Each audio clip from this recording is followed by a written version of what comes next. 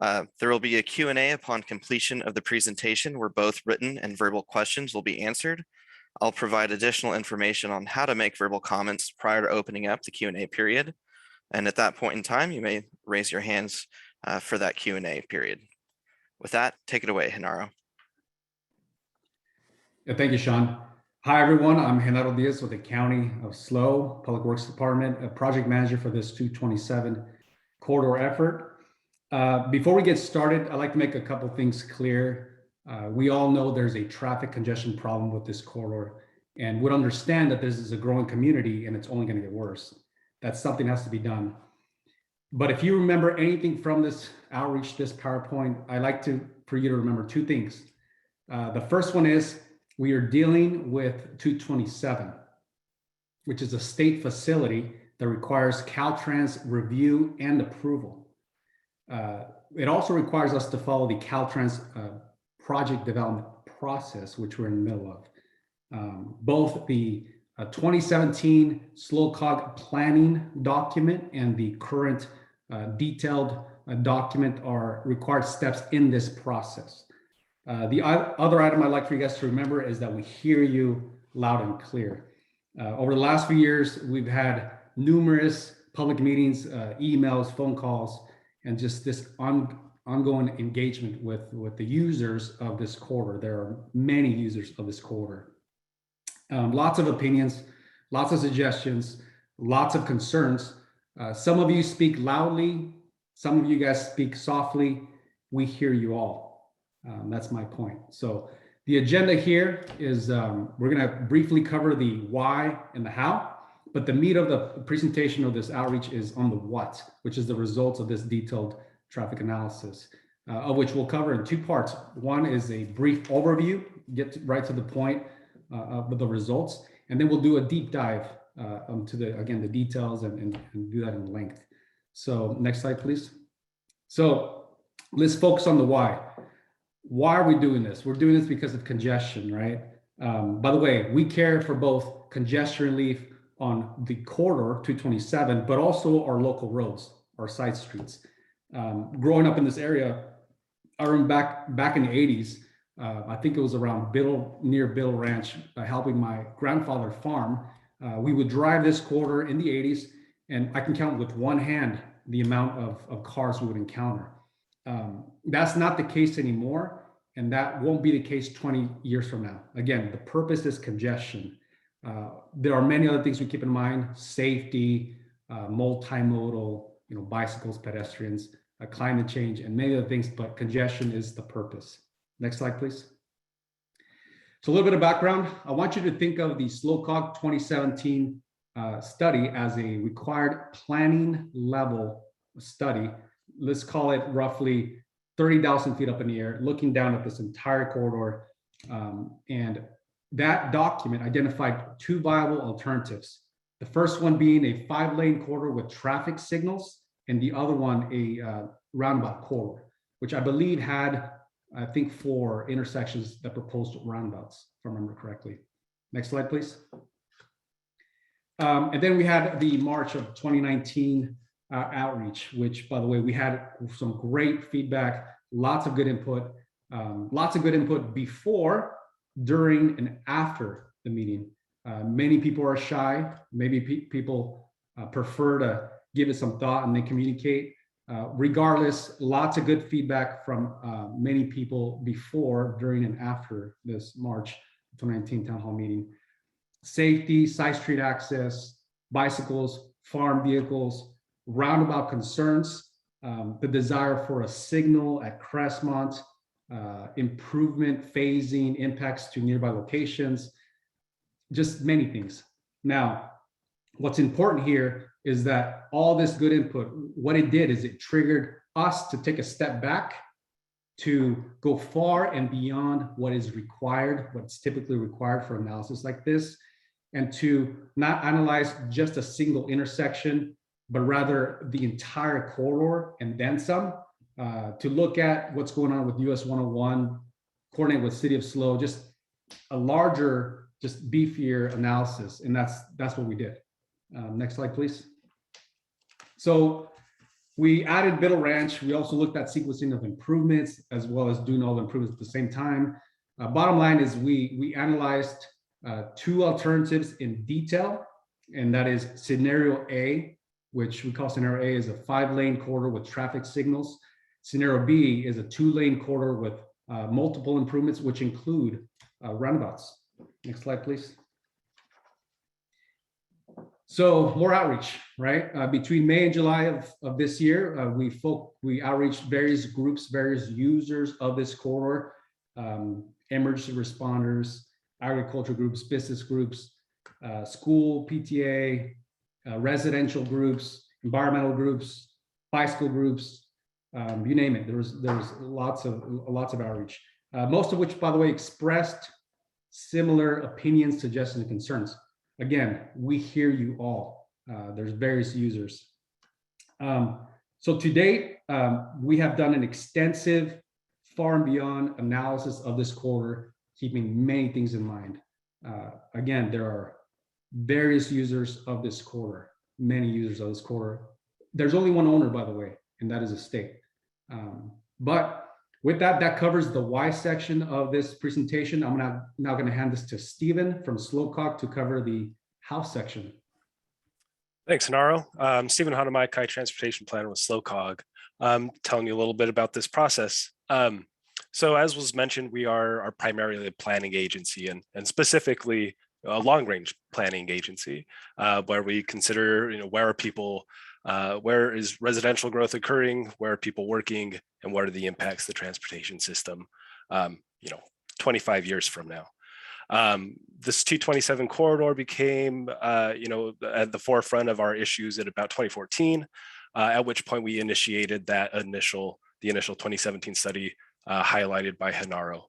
You can consider that the project scoping and public input process, where we held similarly to this process, several in-person meetings, small group meetings, board presentations, and the like. Many of you probably participated in those meetings at the elementary school. Where we are now is more in the traffic engineering, detailed studies, environmental studies, and the production of the draft documents, which we'll be discussing today. And again, public outreach. It's engaging the public is certainly key to our understanding of the problem and our solutions for those problems that the public are raising. And ultimately, it culminates in a selection of a preferred project alternative, which we help the county or Caltrans to fund construction of. Touching more on process, these studies are all done under the umbrella of an intersection control evaluation, a Caltrans required process that's data-driven and performance-based, helps our decision makers to be objective when they're deciding how to expend public funds. Just a little bit about how an ICE is conducted, 4 quick steps, where initially you look at a different array of control types, assess their operational and safety benefits, and then in the second step, you build out a concept of alternative concept, where you are essentially just establishing a footprint to understand if there's going to be any fatal flaws, if there's not enough room for a project. After which you calculate, you're able to monetize the safety and delay benefits of each of those different alternatives and compare them to their ongoing operational maintenance costs and construction costs. And that all gets rolled up into a benefit cost ratio, the BC ratio, which helps us to select and fund construction of a specific alternative.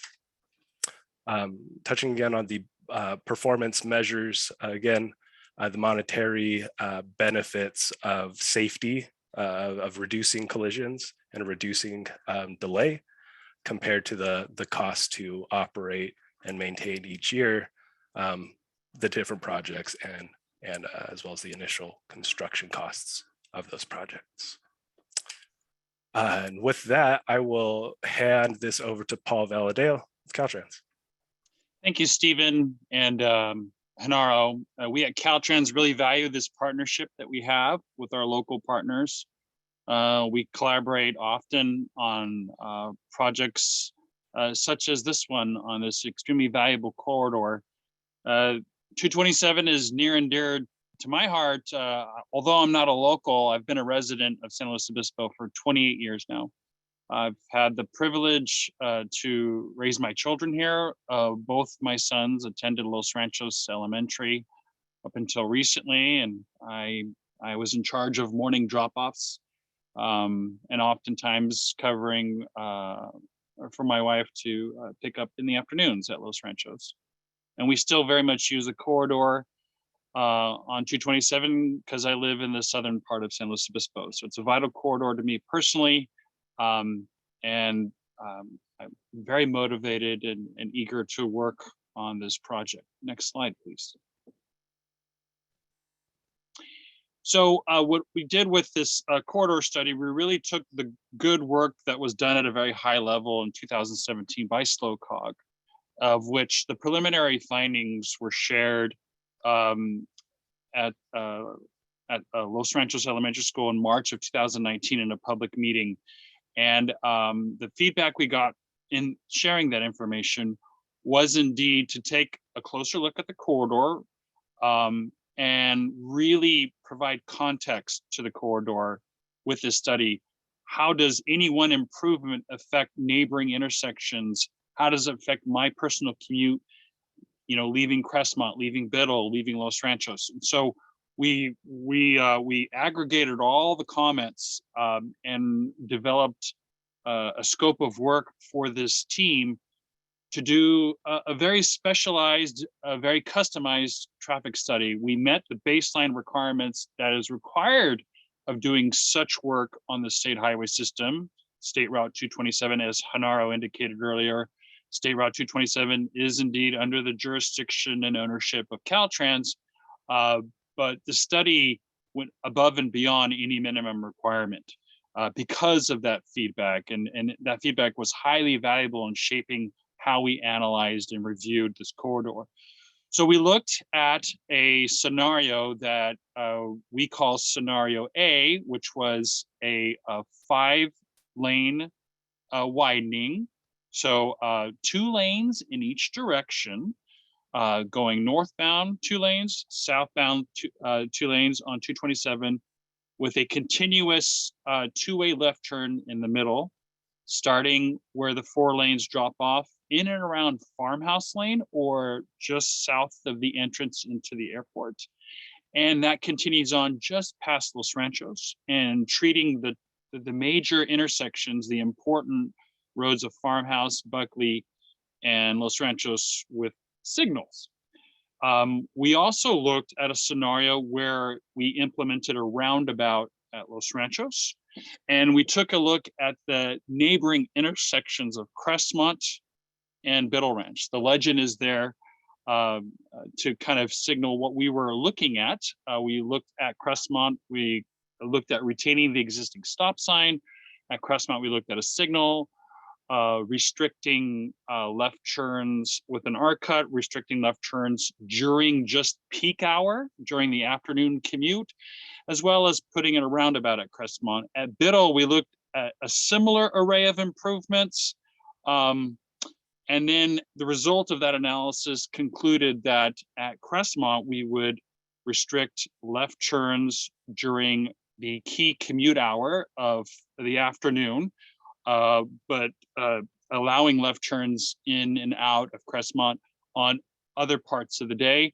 And then taking the existing striping that's out there at Biddle Ranch and 227, that is just a dedicated left turn for 1 turn movement, and converting that to a 2-way left turn lane, allowing lefts in either direction as you enter into that intersection with Biddle. We also looked at Buckley Road, retaining the existing signal, proposing a modified version of the existing signal and a roundabout. And the conclusion there was to put in a roundabout as well for the betterment of the entire corridor, the flow of traffic for all involved, not just 227 and crossing at the major county roads that intersect with 227. And then at Farmhouse Lane, the city currently is considering a signal or roundabout. Currently, it looks like it could be a signal, but further analysis is needed. And that's where the study concluded its findings at a high level. Continuing on with a high level overview of this analysis, we have two scenarios. As indicated earlier, the widening to have 5 lanes, 2 lanes in each direction of travel on 227, with a 2-way left turn lane down the middle, with signals along major roads along the corridor. And then scenario B are 2 roundabouts at Los Ranchos and Buckley, with restricting left turns at Crestmont for the afternoon commute hour, and converting the left turn pocket at Biddle to a 2-way left turn lane, and with the city currently considering a signal at Farmhouse. That's scenario B. We'll relay, just to keep track of what the scenarios are, we have a color-coded legend on many of the slides on the upper right-hand corner to indicate as a reminder to all listening in. Scenario A, which is again that widening of pavement with an array of signals, does increase societal safety costs by 1.6 million. Those societal safety costs are the cost to the economy, to individuals as a result of getting into a collision, whether that collision is injury, property damage only, or worse, if there's in the case of a loss of life.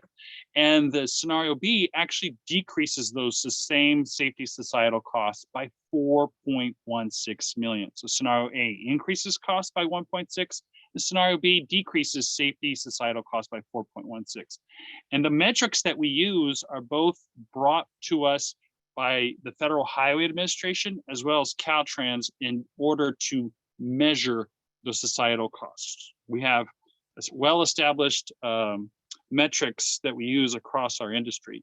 When it comes to travel time and delay, you know, your intent to get to point B, whether that point B is school, work, running errands, going to the grocery store, what have you, along the corridor of signals with 2 lanes in each direction, the speeds on 227 on average are actually 2 miles per hour faster than a corridor with 2 roundabouts and other intersection improvements. But what we do see that's interesting is quite a bit more delay during the rush hour if with a 5-lane widening, 2 lanes in each direction with a corridor of signals, when compared to a corridor of 2 roundabouts and some intersection improvements.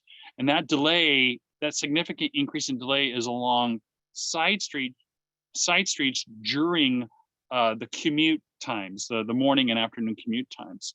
And the reason for that is with a corridor of 2 roundabouts and other intersection improvements, overall speeds go slow because you're considering the interaction of side street traffic. And so it's really not widening the mode of 227, but really widening the node at each intersection and concentrating efficiency at those intersecting movements at each of the county road intersections. Next slide, please.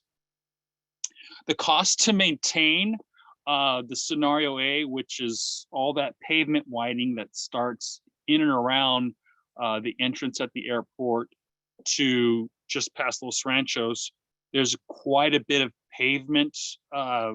There's quite a bit of pavement to maintain when compared to the spot improvements of the 2 roundabouts at Los Ranchos and Buckley with added intersection improvements.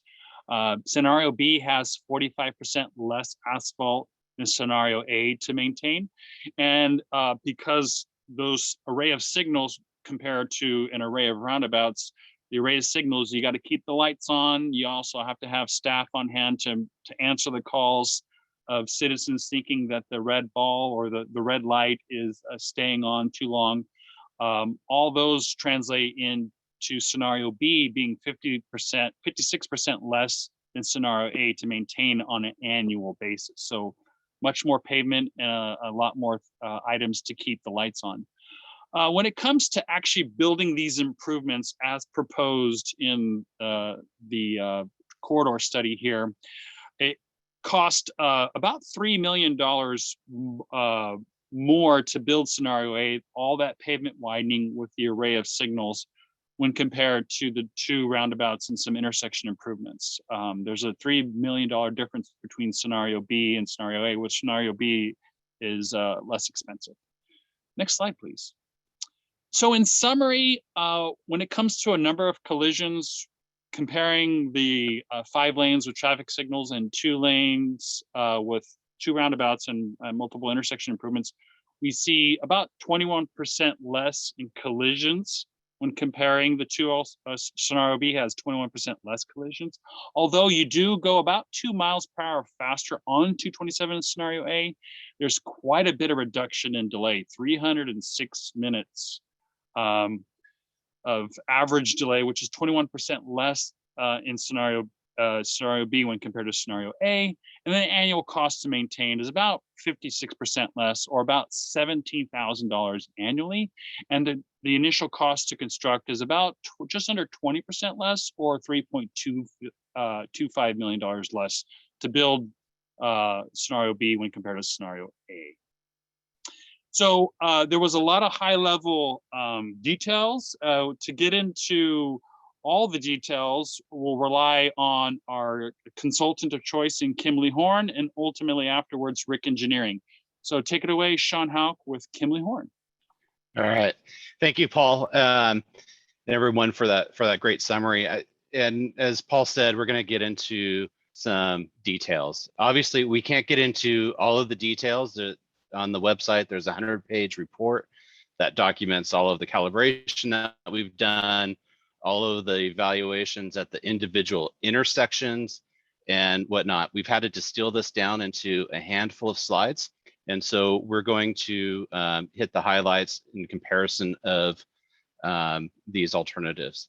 So first, we're going to go through a series of videos that we did of traffic simulations using some extremely advanced traffic tools and simulation programs that have been calibrated to the existing driving conditions of the corridor.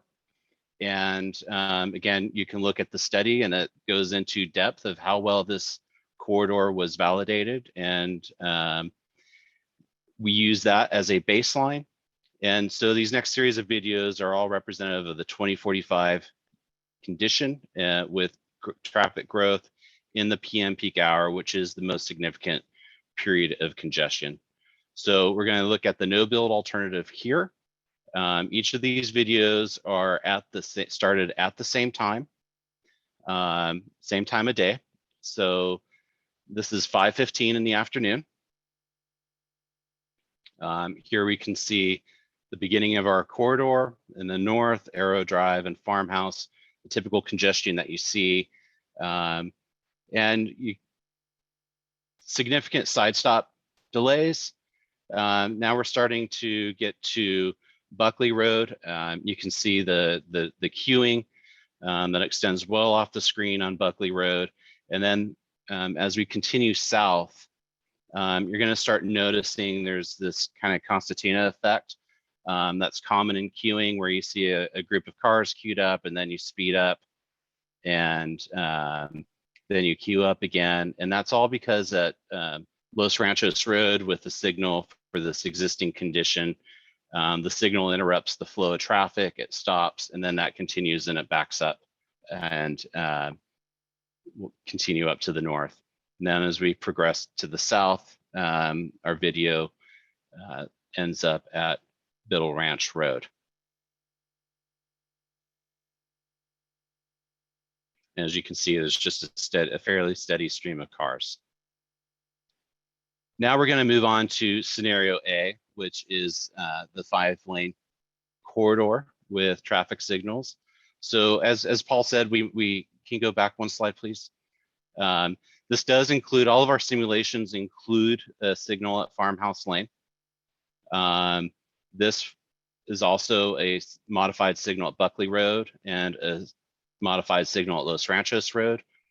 And Biddle Ranch remains the same, and Crestmont Drive remains the same with the side street stop control.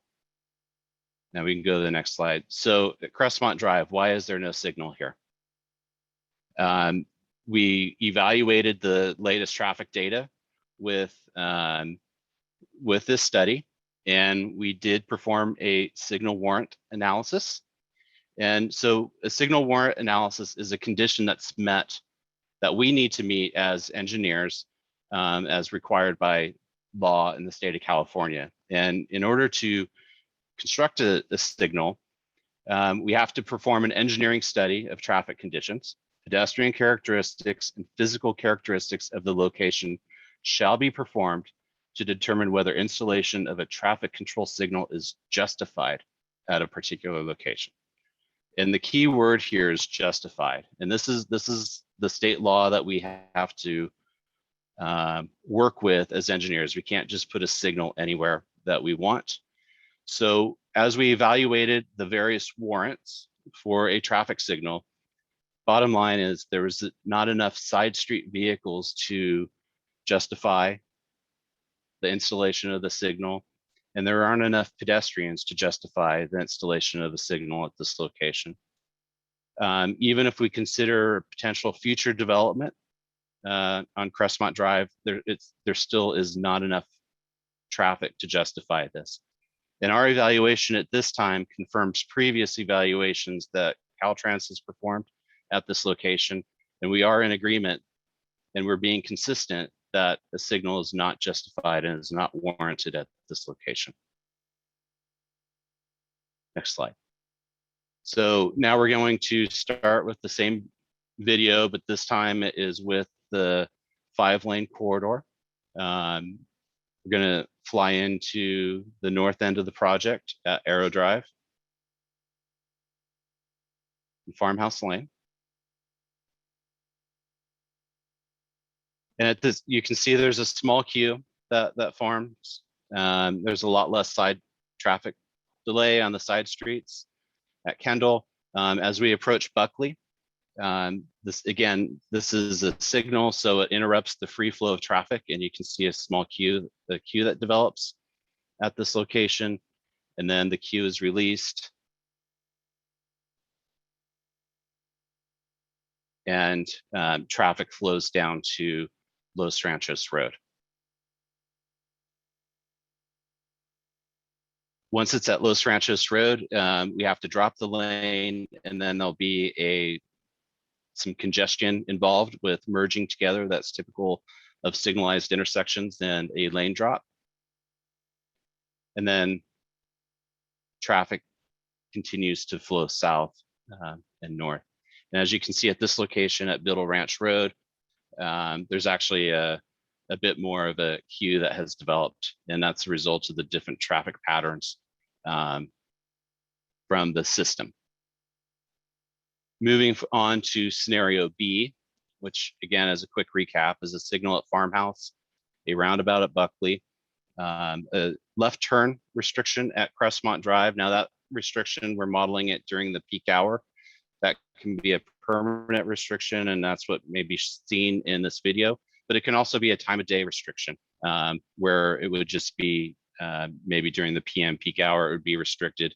And there's some flexibility in doing that. And then there's the roundabout at Los Ranchos Road. And one of the reasons and the benefits of providing this roundabout at Los Ranchos Road is it does provide an alternative for the folks in Crestmont Drive to make a right, travel down to the roundabout, have an easy U-turn to make before they travel north. And it is well documented in our study what the travel savings would be for that during this peak hour. And then Paul had mentioned the two-way left turn lane at Biddle Ranch Road.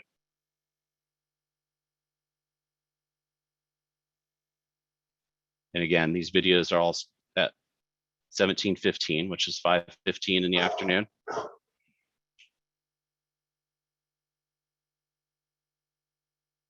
And as we've seen in the other videos, there is a small queue that develops at the signal at Farmhouse Lane. That queue, the signal is released, and vehicles continue down to, as we approach Buckley.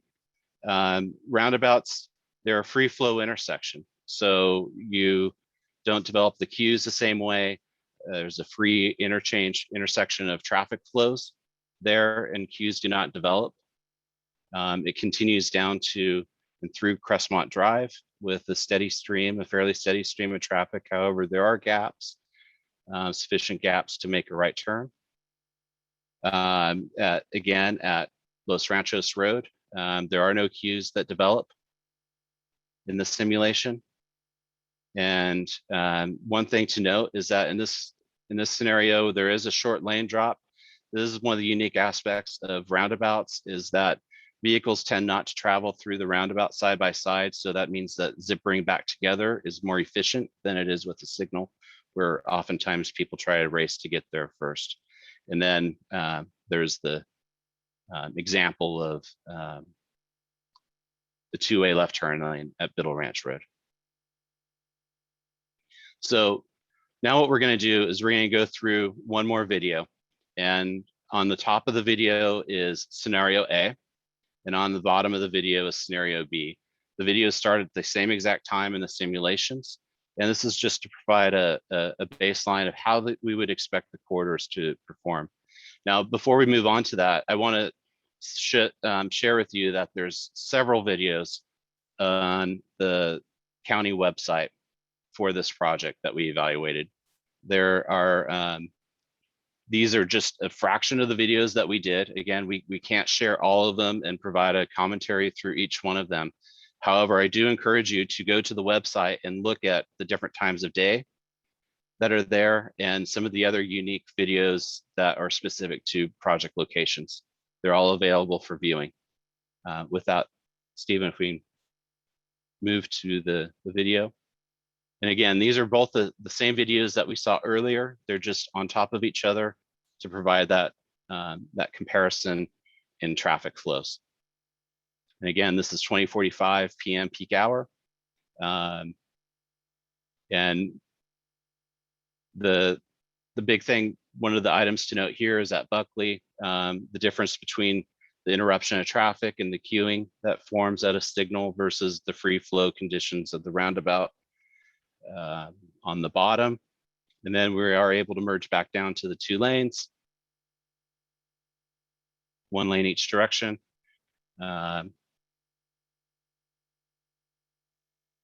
And then as we move to Los Ranchos Road. And again, you can see a little bit of a queue that develops at as the lane drops after the signal.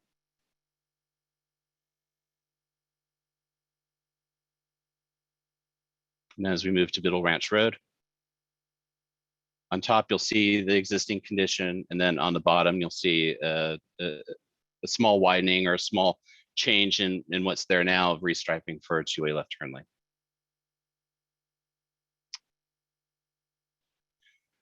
So again, I'm just going to go through some of the details on this. This is these are graphs that chart the intersection delay for each of these scenarios, scenario A on the left and B on the right, with at each intersection.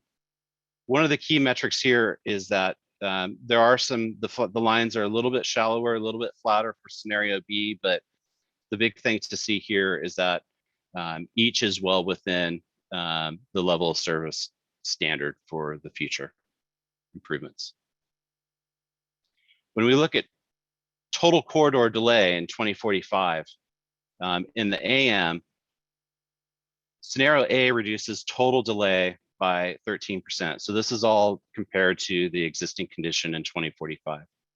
Scenario B reduces that total delay by 29% from the future. When we look in the PM, you can see a significant savings for either of the scenarios in the PM future condition, whereas scenario A reduces total delay by 78%, and scenario B would reduce it by 86%. So just as a quick recap, as we compare scenario A to scenario B, in the AM, scenario B provides over 2 times the benefit in terms of delay compared to scenario A, and over 10% of the benefit in the PM. Now, granted, it's a bit skewed because both have such a significant reduction in delay. If we go to the next slide, it'll provide a bit more of a side-by-side comparison of what that is. So again, in the AM is on the left, scenario B over time. So going from 2020 to 2045, the delay will be less than for scenario B, it'll be less than scenario A. And then in the PM, you can again see there's a significant difference and significant benefit of scenario B versus scenario A over there. And that little blip there, that just represents perhaps an offset of when a roundabout would go in at Buckley. It might be just a significant offset in terms of delay. So now we're going to look at the actual lifetime cost. So we did this for each and every intersection and every control alternative for all the scenarios. This represents the 5-lane corridor versus a 2-lane corridor. And we looked at the safety, delay, operations, and maintenance and initial capital costs. And again, the one thing that, because these are different units, the one thing that unifies all of this is dollars. So we do monetize it. And we do use, as Paul had mentioned, we do use Caltrans B over C and cost performance measures for safety and collisions, as well as the federal highways. And then also in terms of delay for vehicle occupancy, the distribution of vehicles for goods movement and transit and everything that you're able to equate to that delay to dollars. Looking at safety, scenario B reduces the cost of safety by over 30%. So again, this is a benefit. So there's a benefit of a 30% reduction in safety of the scenario B corridor compared to the scenario A. In terms of delay, again, there's a 32% reduction in the cost of delay with the scenario B corridor.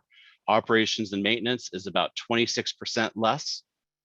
That's a significant savings over time, as well as the initial capital cost. The scenario B is about 25% less than what we had anticipate scenario A to be. And the reason why we have a range right now for each of these is because this is conceptual design, very early preliminary engineering. And so as time progresses, we'll be able to better refine these costs as we adapt the concepts to the true conditions that are out there. So now this is a graph that shows the investment over time is probably the best way to think of this. So scenario A, we've identified those construction costs, those initial construction costs, and you can see the slope of that line starts increasing. So these are those accumulated costs over time. So you have the initial construction cost plus those costs of safety and delay and operations and maintenance, and how those increase and accumulate over time out to 2045.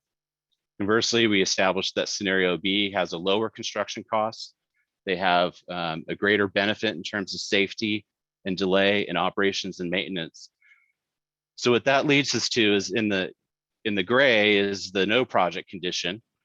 So scenario B will actually provide a return on investment by 2035. That's significant. This is an analysis where we're looking at what those investment costs are and how it will perform in the future to make the best decision for the money that's available for these improvements.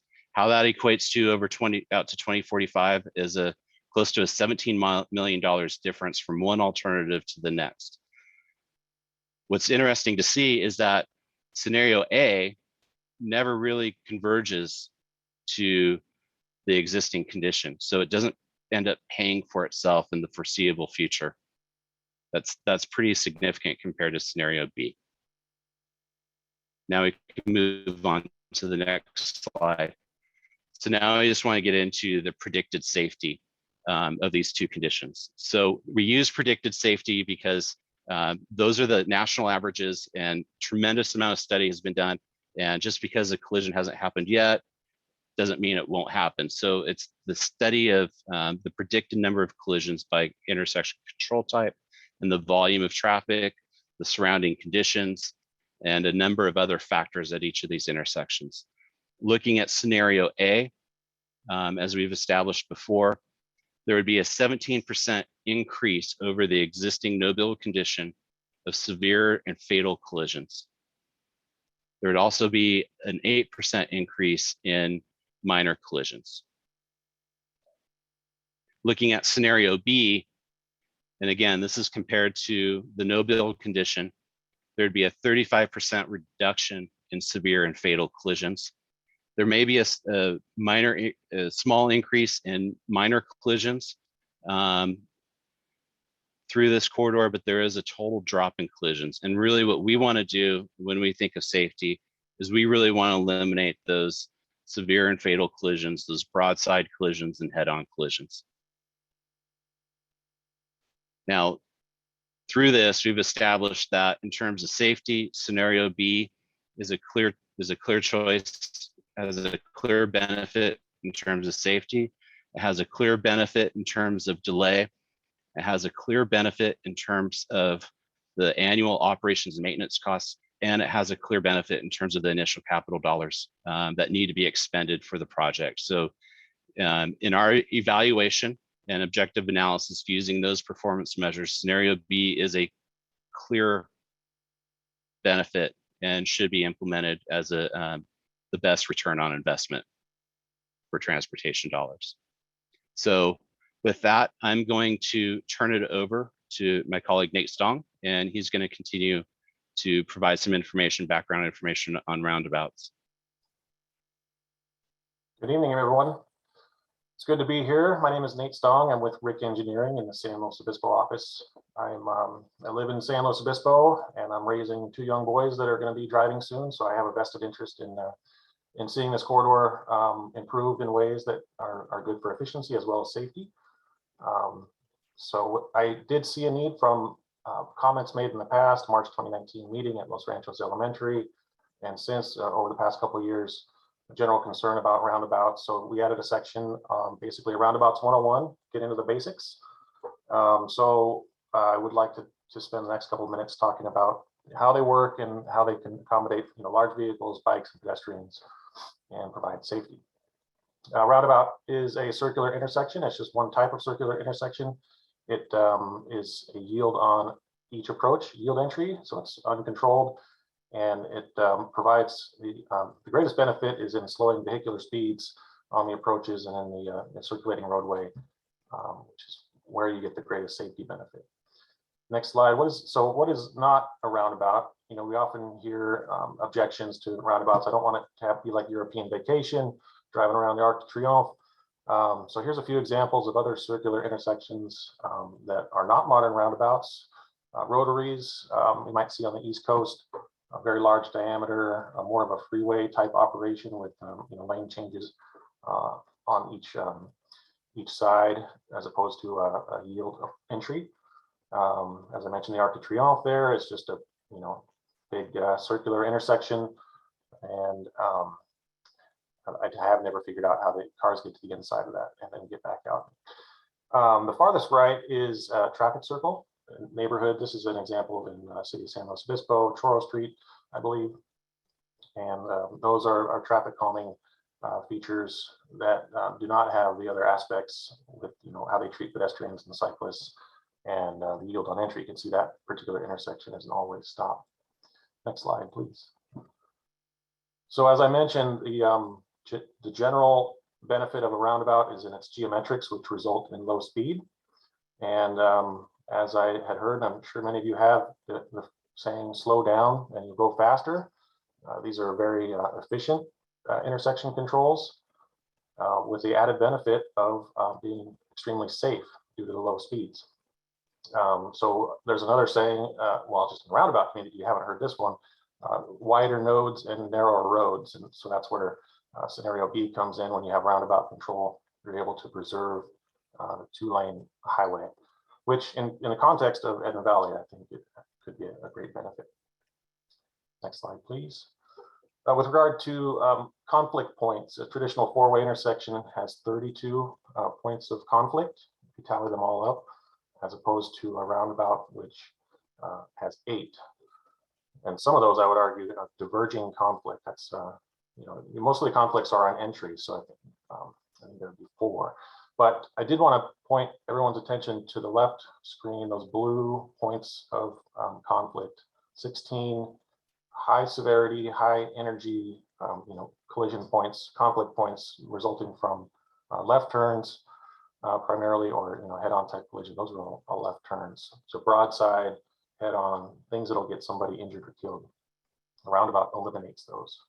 Thanks, Stephen. Next slide. And so here's a graphic showing those high energy type collisions in a traditional intersection versus at the roundabout. You're going to call a tow truck at worst, not an ambulance. The price of a mistake at the left intersections, could be death.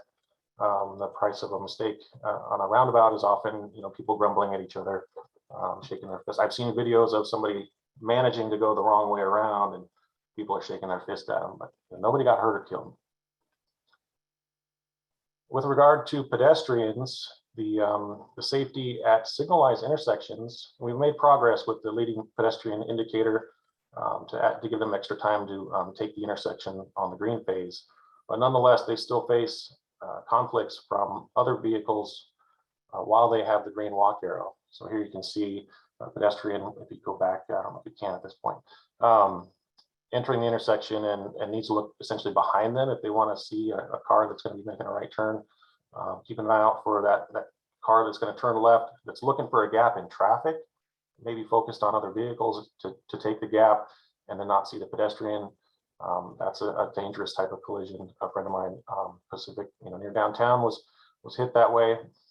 And then I don't show a conflict with the vehicle going down south in this image, but that's another point of conflict, but they can see the pedestrian very, very clearly. But if that right turn on red, if we go to the next pedestrian crossing the other direction, that's that person gets the walk arrow, but meanwhile, the car is looking to make a right turn on red. They're focused on vehicles approaching from the right, and they may not even see that pedestrian, and they start moving. It's a common type of collision. And again, the pedestrian still has to look out for the conflicts from the left turning vehicles and the right turning vehicles. If you go to the next animation there. So in summary on this, the perception of security when you're in the crosswalk with a walk arrow is exaggerated compared to the actual level of safety. So a couple more clicks. In a roundabout, the pedestrian's attention is focused in one direction, regardless of where the vehicles are coming from. They exit in one location, and the pedestrian can easily focus their attention there. So the actual level of safety exactly matches the pedestrian's feeling of where they are and how they're navigating that portion. And again, they only have to cross one direction at a time. They get to the median, then they switch their focus to the other direction to finish crossing. As a cyclist, I've heard comments about how 227, and I share that. And there's ways that the roundabouts are safe for cyclists. I mean, first of all, cars are going bicycle speeds, so there's not that differential in speed that can result in collisions. Bicyclists don't have to traverse a number of lanes to make a left turn over to the left turn lane. And there's multiple ways, depending on experience levels of cyclists. The cyclist can either take the road like a vehicle, for the vehicle code, they're a vehicle on the road too. And if they are inexperienced, there's a bike ramp that takes them to a multi-use path that travels around the perimeter of the roundabout. They can cross at the crosswalks, and then and there's also entrance ramps at the downstream legs of each roundabout so they can get back into the bike lanes. Next slide. Here's an example of the concept design that we have for 227 at Los Ranchos. There's an existing path along the west side of 227 that is ultimately planned through the SLOCOG long-range documents to be a developed portion of the De Anza Trail. So our design is incorporating, we're considering that. And so as a cyclist in the future, we could, if you click forward through these blue arrows, the cyclist can either take the crosswalk and get on the sidewalk. And this is an example of getting from Crestmont to Los Ranchos Elementary. There's options here for staying on the existing path on the west side of 227 and on the west side of Los Ranchos Road to get to school or crossing over to the sidewalk on the east side, or taking the exit bike ramp and the bike lane along the road on Los Ranchos. If you're on 227, there's options as well. You're in the bike lane, you can take the ramp off, and then you're on the blue path, so you can have options there. Or if you are an experienced cyclist, you feel comfortable, you can continue in the roundabout. I think you can click forward a little more and stay in the vehicular lane and ride like a vehicle through the roundabout and to the bike lanes.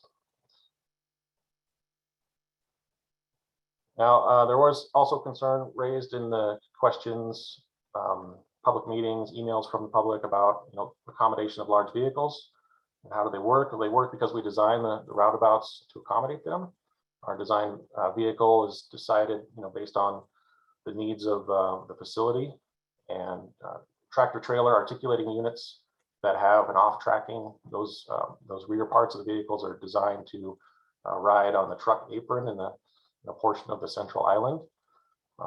We also design for fire trucks, garbage, transit. Those vehicles, those single body vehicles, are facilitated without having to go up on the apron. We wouldn't want people to spill their coffee when they're in the bus or anything like that. But the trucks are certainly designed. We look at every movement, and we use design software shown on the next slide to show that off tracking and make sure that our hardscape designs, the limits of the truck aprons, are in the right place to accommodate farm equipment, large semi trucks, whatever the case may be.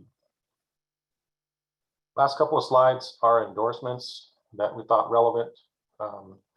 The Automobile Association of America has endorsed roundabouts following FHWA data on the reduction in serious injury and fatal collisions. And finally, we hear a lot about, oh boy, our community's older, they're not going to understand the roundabouts. Well, there's an endorsement from ARP that says otherwise, that they support roundabouts, and older Americans in particular are supportive. So with that, I'm going to hand it back to Genaro, and thanks again for your time. Yeah, thank you, Nate. Let's see, next steps. So this December, SLOCOG board will be considering funding package, which will include the scenario B that's recommended. General schedule for now, 22 to 24 is when we anticipate completing final design, environmental, and right-of-way efforts. And if all goes well, construction is anticipated to begin around 2025 for various intersections. Next slide, please. So before I hand this off to Sean for the Q&A component, I just want to make sure that the purpose is clear, that we all understand that there is a process that we have to follow, and for good reasons, by the way. And I'm sure there's plenty of questions. Some of you guys may think this presentation was a little lengthy, but was needed. Again, we've gone through great lengths, and there's an extensive analysis, and it basically shows. So with that, I'm going to hand this over to Sean to initiate our Q&A component of this outreach. Fantastic. Thank you, Genaro. So I'm just going to give some general information on how to use the Q&A feature on Zoom. As you can see, it's also in our PowerPoint presentation.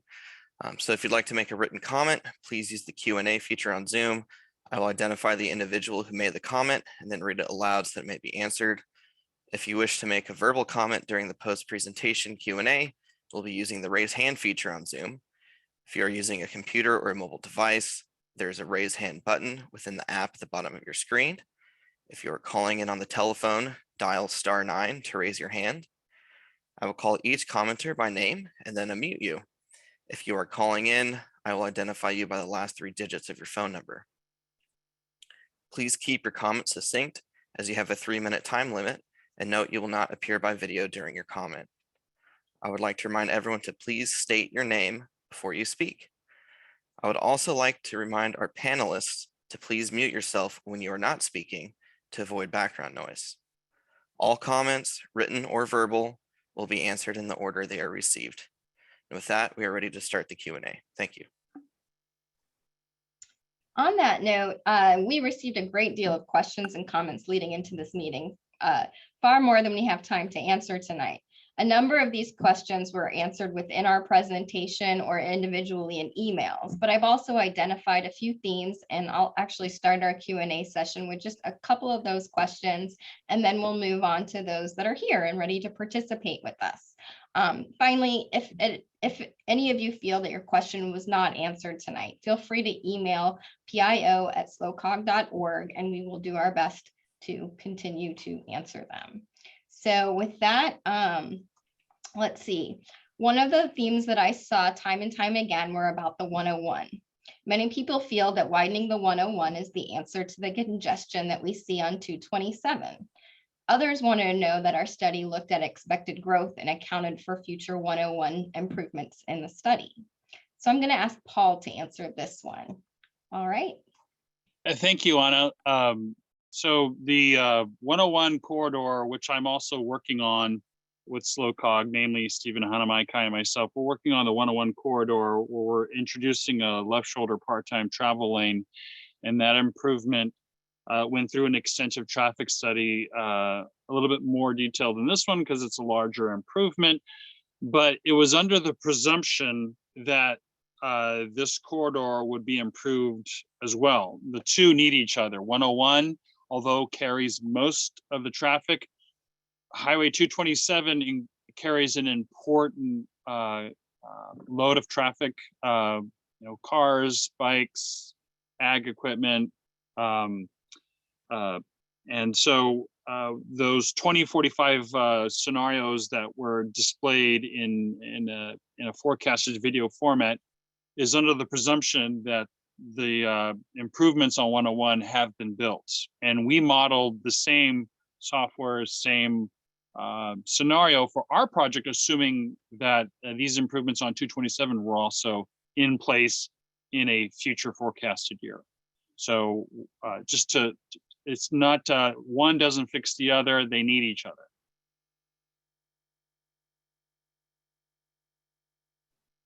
All right, thank you, Paul. I'm going to do one more question before we kick it to those that are going to share verbally or written. So please explain why the study focuses on motorists with no mitigations to improve safety for bicyclists or to provide options that reduce vehicle traffic and greenhouse gases. While studies show that adding travel lanes results in even more motorists, more costs and risks to multimodal transportation, some participants don't see that was studied in this particular analysis. Can you explain a little bit more about that, Stephen? Yeah, you bet. Thanks, Anna. So the intersection control evaluation, again, we're talking about process. The intersection control evaluation, the ICE, is very specific. This study definitely went further and far beyond what's needed in an intersection control evaluation, but it is mostly centered around the analysis of traffic congestion. But in terms of multimodal benefits, that the roundabout corridor would, just as it will for vehicles, result in less serious collisions. So there's definitely a multimodal safety benefit there.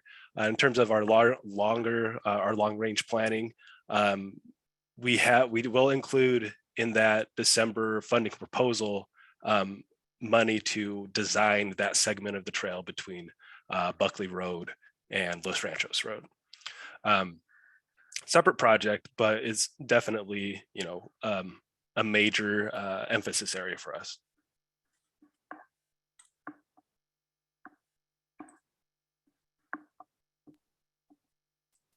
All right, thank you, Stephen. So with that, Sean, would you you have a few folks that are raising their hands? Yes, we do. So first, and I do apologize to everyone if I butcher your name, but I'll do my best. The first one we have is Will Hunziker. Will, you are allowed to speak. Please unmute, state your name, and start your comment. Yeah, can you hear me? Yes, we can. Thank you, Will. Okay. My first question is for the planners and or the engineering support staff. I'm very curious as to the total volume of cars that can be carried on a 5-lane road compared to in scenario A compared to scenario B? Because I believe that on the 5-lane, it would actually have a higher total volume of cars, regardless of the time and the speed and all that. Because I feel like we're kind of comparing apples to oranges here, but that would be my question on that. And then also, what would the left-hand turn out of Los Ranchos onto 227 look like? From what I can tell, I guess probably just break it down and show that, because to me that is the Achilles heel on this whole project. And then also, third thing is what would it take to for me, being so close to this, why aren't we studying? You guys zoomed out and studied Biddle Ranch Road, but the real traffic is from Arrow all the way to Price Canyon. So why are we just concentrating on this very short portion of it if it is in fact a regional problem? That's it. So I'm gonna ask maybe Sean or Paul. I think you'd probably best to respond to this question. Yeah. Want me to take a crack at it first, Paul? All right. So the first part of your question relating to volumes of the 4-lane corridor versus the 2-lane corridor. Yeah, in theory, and as we start reaching saturation points of traffic, the 5-lane corridor may have a higher number of vehicles, or it may not. It also depends on intersections. It's intersection based as well. So what's the capacity of each of those intersections and how that relates to the corridor? One thing that I want to make mention is that we, as engineers, we have a certain horizon year that we look towards, and we don't want to make improvements based on a hypothetical guess of what traffic may be 50 years from now or 60 years from now. We can plan for it in terms of maybe perhaps right-of-way preservations or other things, but we don't want to make those improvements for that far down the road. Things can always change, land use can always change, our modes of transportation can change. There's a number of different factors that are involved in that. So what we want to do is we want to look at, based on our based on our abilities to project traffic into the future, based on the available, the known planning that's done, the known improvements that'll be done over that 20-year frame, we do our best to size those improvements according to those needs. We don't want to go beyond that point. In terms of the left turns from 227 or from Los Ranchos Road onto 227.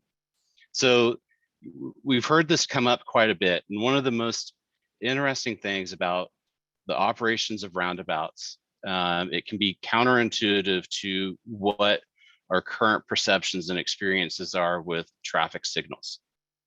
Right now, the traffic signal favors traffic on State Route 227. Pure and simple, and it always will. It'll focus on the legs with the highest demand, the highest number of vehicles, and it will give preference to those legs. And the more vehicles there are, the longer that green time will be. And in return, that is the shorter the red time will be for those side streets, those minor legs. So specific to Los Ranchos Road, that traffic signal, let's take the morning traffic, because that's when most of the traffic will be coming up from the south on 227. That signal will give preference to traffic traveling northbound on 227 heading towards San Luis Obispo. Then in turn, that will create delay for this Los Ranchos Road. You'll have to wait for all those vehicles to go through.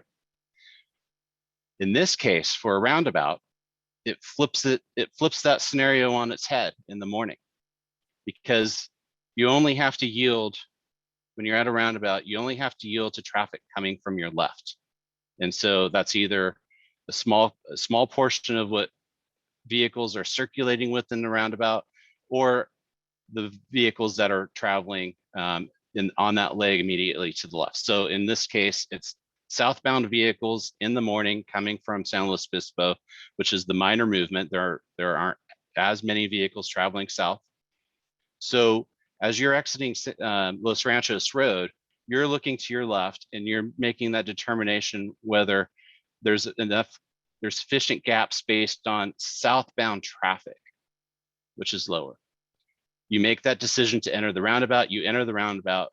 Now this is where it gets flipped on its head. Northbound traffic has to yield to you. That's the function of the roundabout.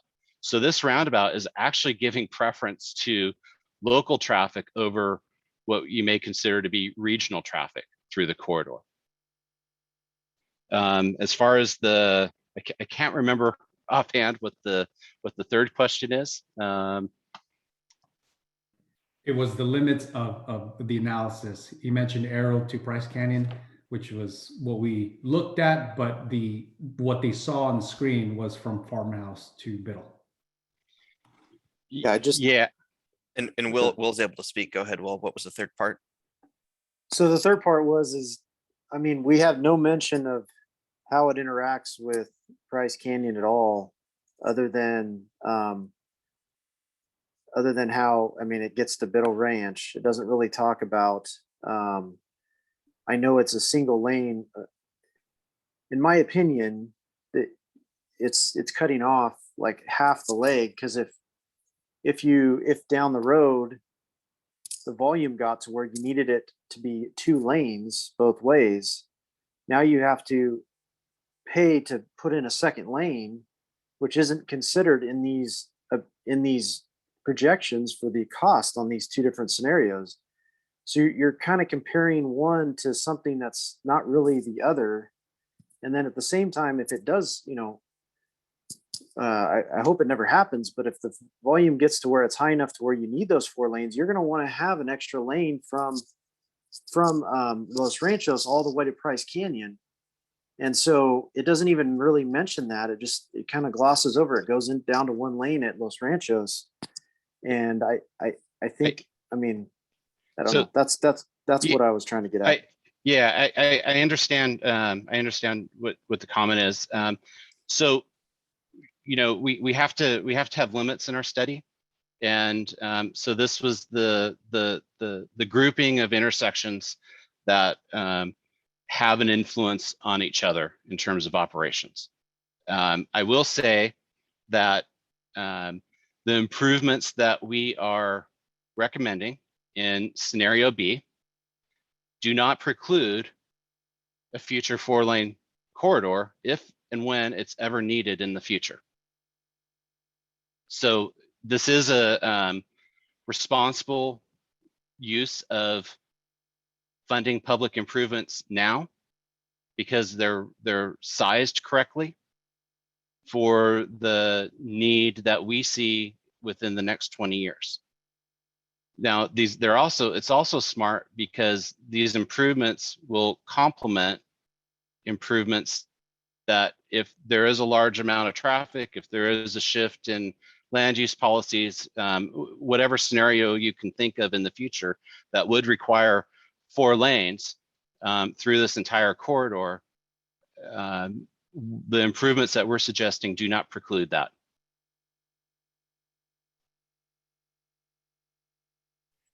Thank you for your in-depth answers there. Our next question is from Stephanie Brazil. Stephanie, please unmute and speak. Thank you. Hi there. I know you're expecting my mom, but my name is Peter Brazil. I'm here with my mom, Stephanie, and my dad, Henry. I have a few things here that I want to go over, and I think I'll go through all of them pretty quickly to avoid going over the 3-minute mark. If you guys would prefer that, I'll go through everything all at once. Yes, please go ahead. Okay. So first of all, I'm 26. Our driveway is one of the little ones here between Crestmont and Los Ranchos Road. I used to ride my bike to Los Ranchos Elementary. I've driven through here with tractors and semi trucks and fire equipment. I work for the fire station at the airport as a volunteer. So some things I wanted to bring up is that it's pretty frustrating to read the traffic study report because it focuses only on the travel speed during the peak traffic times. The people who live here don't leave and come back at traffic times. We leave here at all times of day, and the size of roundabouts putting 2 in is not going to allow us to drive 55 miles an hour back from town at whatever time of night that we're coming home. It's also going to lengthen our commute times if we don't travel at the normal times, and it's going to hinder the response of emergency vehicles, which travel by policy 10 to 15 miles an hour over the speed limit when responding, which means at 3 a.m., if someone's house is on fire, instead of doing 65 miles an hour, a fire engine is going to be doing 25 miles an hour through the intersections and navigating those roundabouts, which a roundabout was responsible for the death of a firefighter in Buellton in a rollover when they didn't see the roundabout in the fog.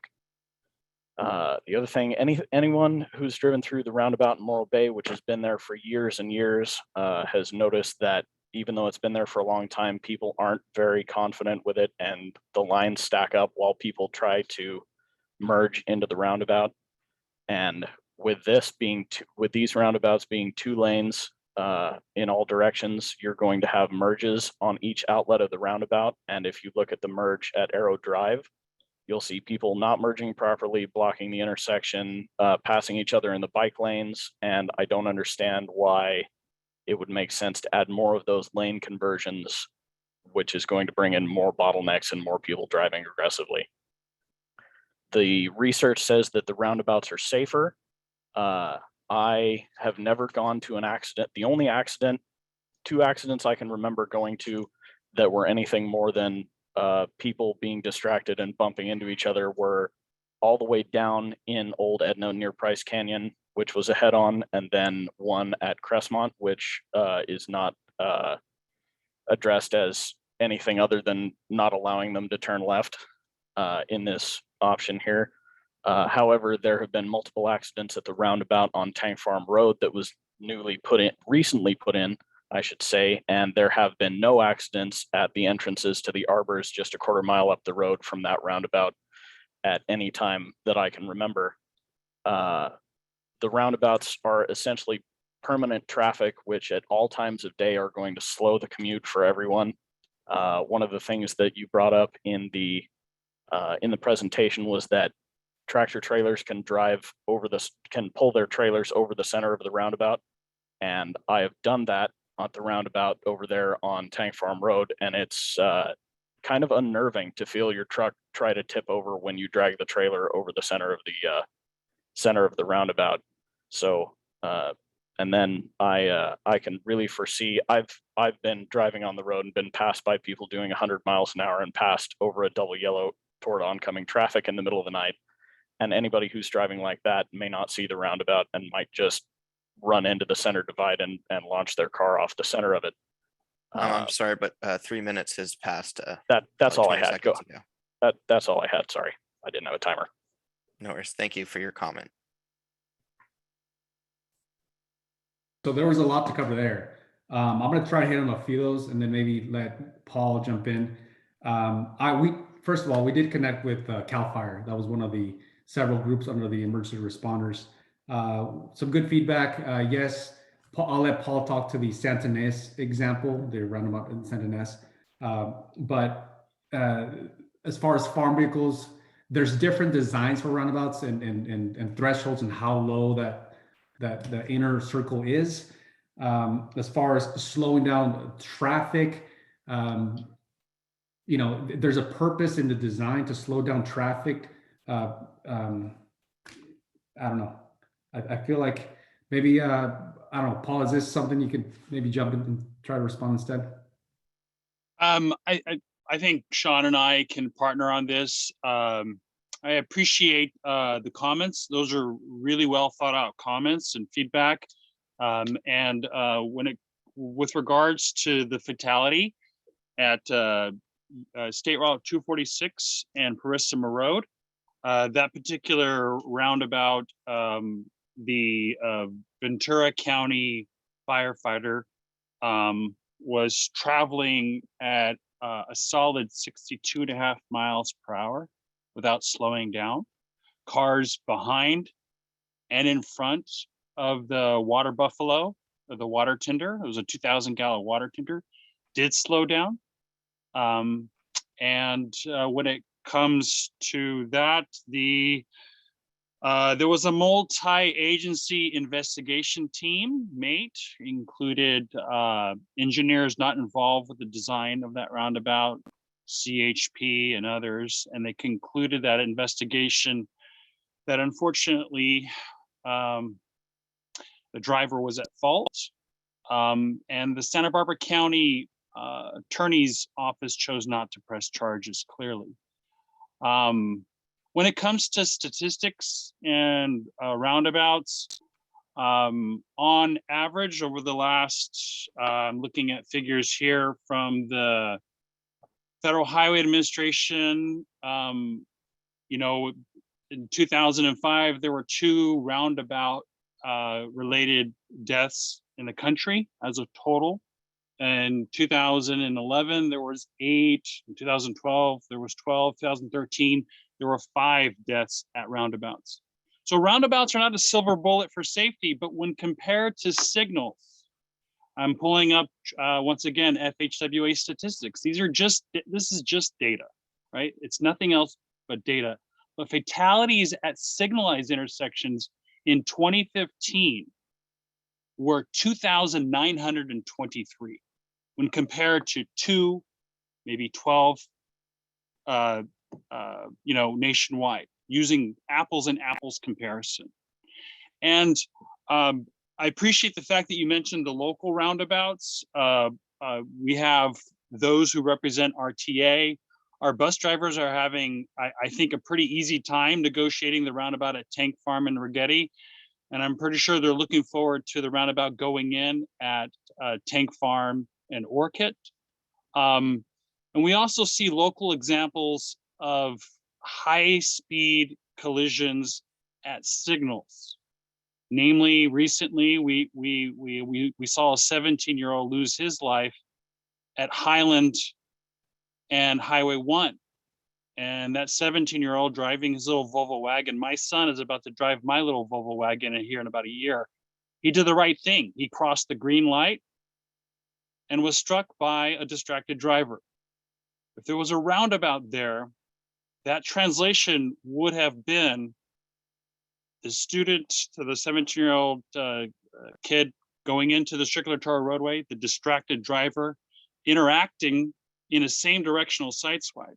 And physics and statistics tell us that that would be a lower impact collision, calling in a tow truck rather than an ambulance. And yes, roundabouts are not perfect. There are fatalities, but there's a handful when compared to signals. And so we're just following the data. And these are all just data-driven decisions. They're not personal, they're not preferential, they're just data-driven decisions. Sean, there was a lot more there to unpack, and I was wondering if there was anything you caught on to the Brazil family comments, and just really, really good comments and really important stuff to bring up.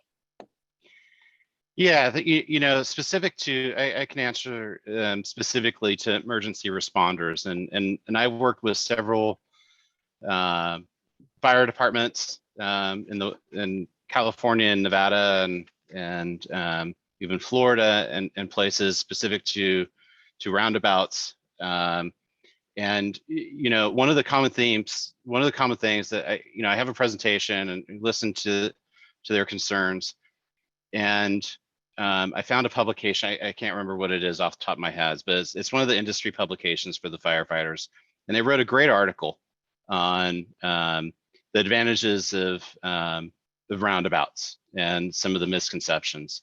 And one of the key points that they brought up is that one of the most dangerous spots for emergency vehicles or emergency folks responding to incidents is during red lights.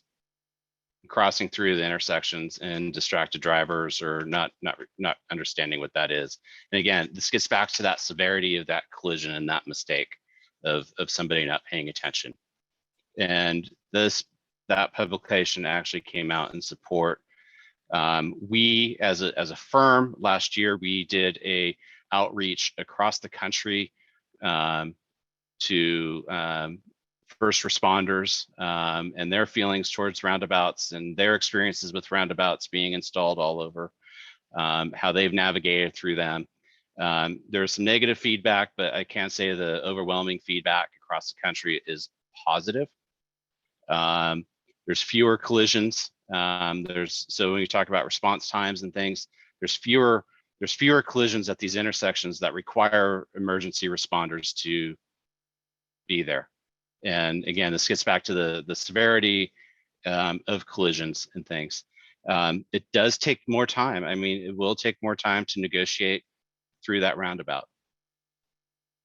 You mentioned the off-peak hours, the midnight hours, or something else. Let's face it.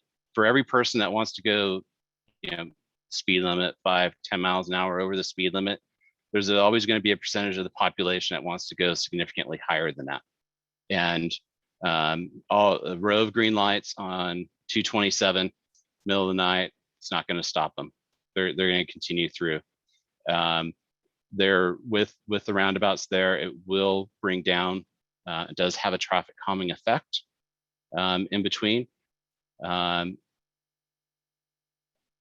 Another item is that when we do see these collisions and these fatalities at roundabouts, they're usually, more often than not, they are the single person or the person who's making the offense involved in the fatality. A lot of times they occur at around 1 to 2 in the morning, and their alcohol or some other impairment is involved with that. The penalty at a signal and other locations, and why we feel strongly about the safety of these, the penalty is if somebody makes a mistake, and Paul alluded to that too, the penalty of somebody else making a mistake puts your life in peril, or someone else's life in peril, because you're doing what you're supposed to do, and you're trusting that a light is going to stop somebody from T-boning you or something else. Again, those are the trends that we see, and those are the things that we see that back up the data on there. There was a comment about merging. I briefly touched on that in the presentation. Let's face it, when we're at a signal and everybody stopped and we know that there's a merge downstream, you're looking around, you're looking at what vehicles are there. Is this guy going to go faster? Is there a truck there?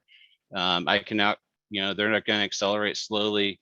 You position yourself to try and get in front of people, and then ultimately everybody kind of comes together at that last minute, and then they try and merge together.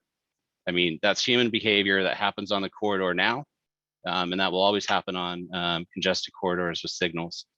Again, one of the unique things with roundabouts, people tend not to travel through the roundabout necessarily side by side, arriving at that merge point at the same time. People tend to be a little offset from each other. So when it comes time to merging together, you're already offset.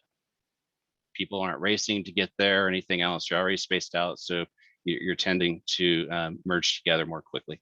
I think I covered everything that Paul didn't. One more thing I wanted to add to the Brazil family comments were roundabouts at night. There's by design, they're lit from typically the extent of the splitter islands into the truncated dome, and so that allows visibility at night, similar to a signal, but a little bit more lighting at night. Just wanted to add that nuance.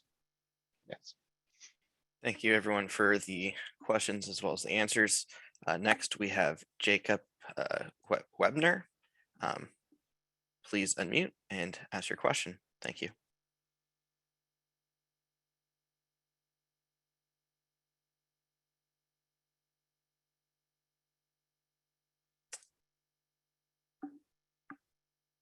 Jacob, please unmute. Should be on the bottom of your Zoom app. Give another few seconds. Oh, there you are. Okay. Can you hear me now? Yes, perfect. Thank you, Jacob. Go ahead. Okay. Thank you. I have just a few quick questions. My first one is, you guys shared a lot of construction costs for the work that's to be done on the corridor. And I'm just wondering, do the construction costs include the cost to obtain the right-of-way for all of the roundabouts? And then the second one is, you guys are talking about safety, safety, safety. How many accidents have there been at the Los Ranchos intersection?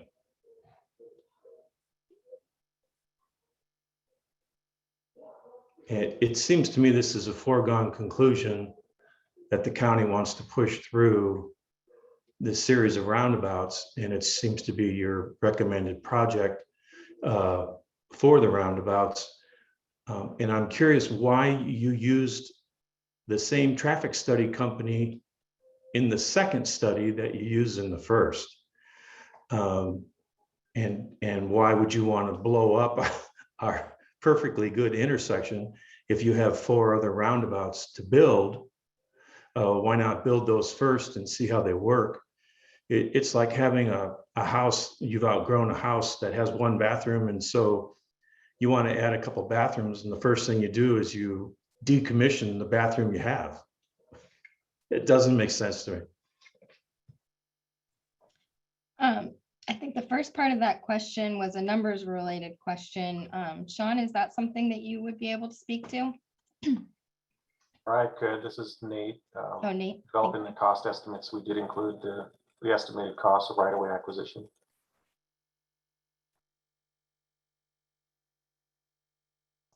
I believe there was also a question about the number of.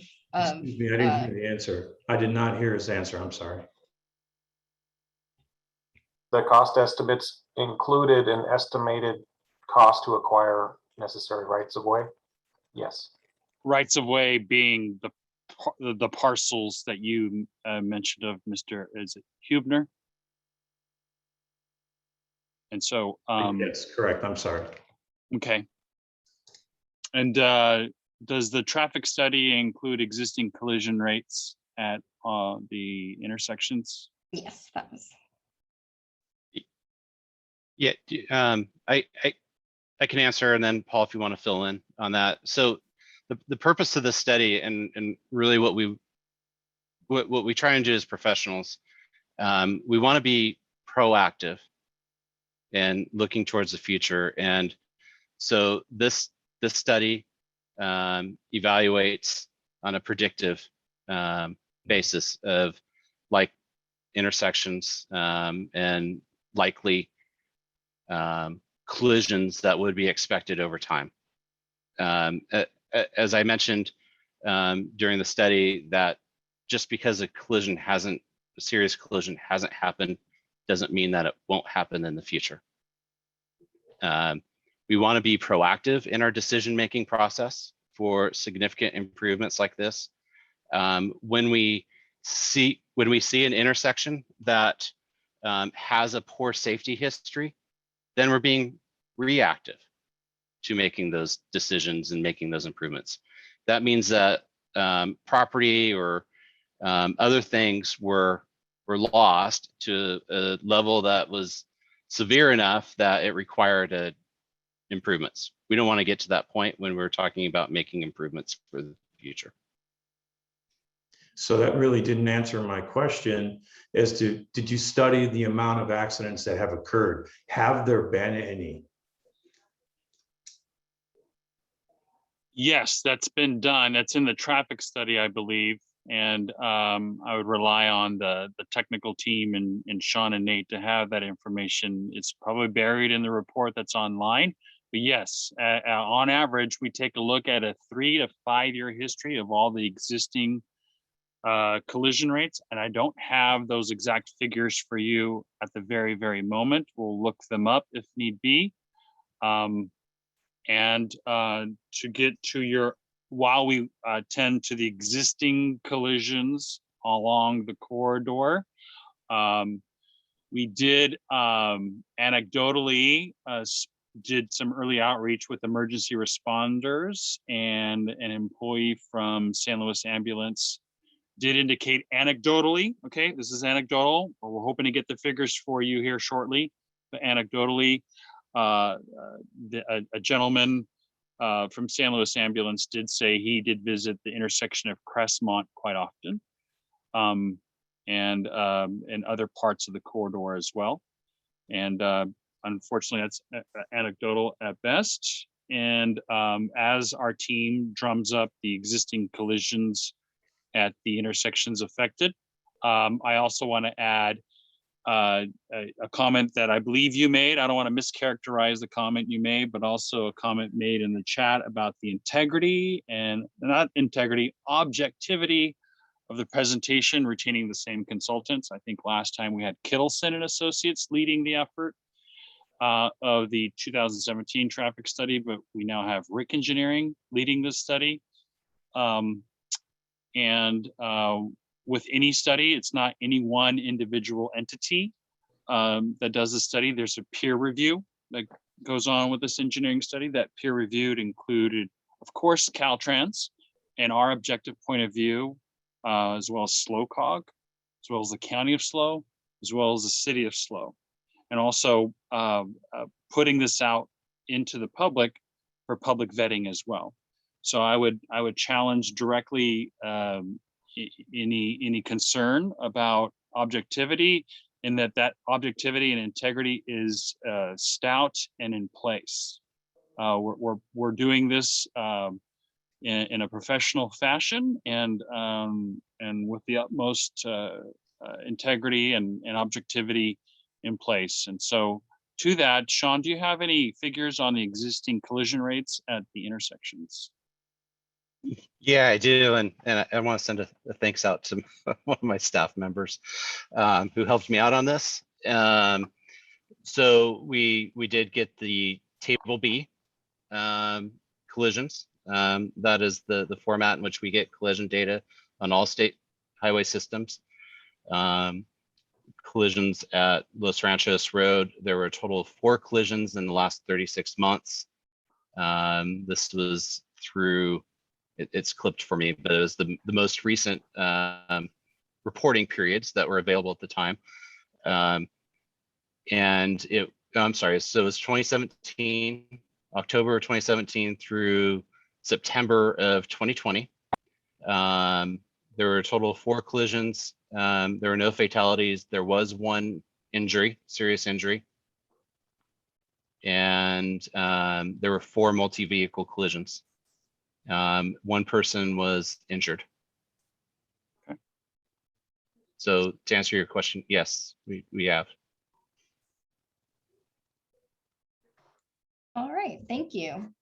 All right, Sean Macias, do you mind if I ask a couple of questions from the question and answer over here? Not at all, go ahead. All right, so one that sort of added on to the previous question, they had Patricia Smith provided a number of comments about the objectivity and so forth. So we won't address that because that already was addressed. But the last part was, how was this inevitable increase in population and traffic accounted for in this project? So I think what she's getting at is the growth that we anticipated, and she wants to know how we pulled out that information. And I'm going to call on, actually, there's a couple of folks I can call on for this. Let's start with Stephen from the regional perspective. Well, yeah, in terms of, our long range population forecast, travel forecast, when we're thinking 25 years down the road, we work closely with the local agencies to understand where they foresee develop occurring within, the next 25 years, and how many homes may be added within a specific plot. And we track that all around the county.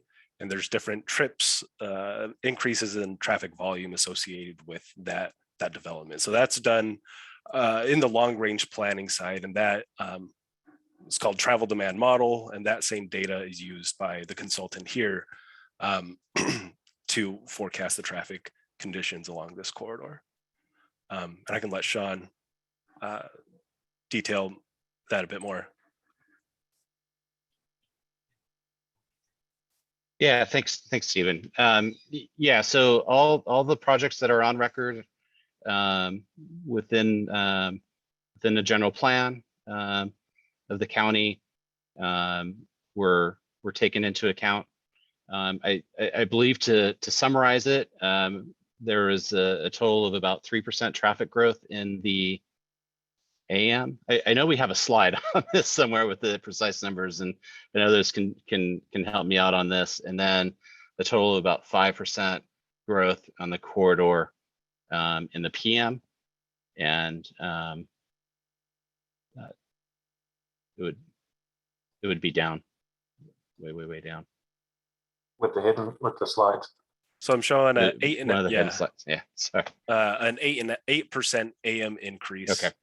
And 13% PM increase between. I was way off. So thank you for. Yeah. Keep going, Anna. Yeah. It's Okay, right there, up at the top, number 60.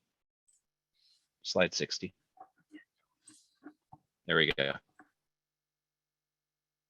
So I know early on we were asked about when the counts were taken, the traffic counts were taken. They were taken on January 6th. So this was pre-COVID, school was in session. And then we were using the travel demand model, which assumes a widening of US 101, and then also assume projects such as Avila Ranch. Right there. All right, thank you. So from Mona Wallace, she was asking, she thought that there was funding to expand to a 4-lane highway since 2008. And she asked about that and why that hadn't been completed. Does anyone have, I wasn't here in 2008, so I don't actually know who to call on. Is that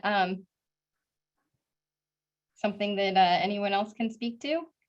I mean, in terms of SLOCOG and projects that we have funded, that's, that's not accurate. There was an earlier, so that I guess there's Pete, I guess there's benefit to gray hair. So when it in the early 2000s, there was a project initiation document effort that looked at 4-lane or putting 4 lanes in each direction, but that was in 2001, 2002, very early on.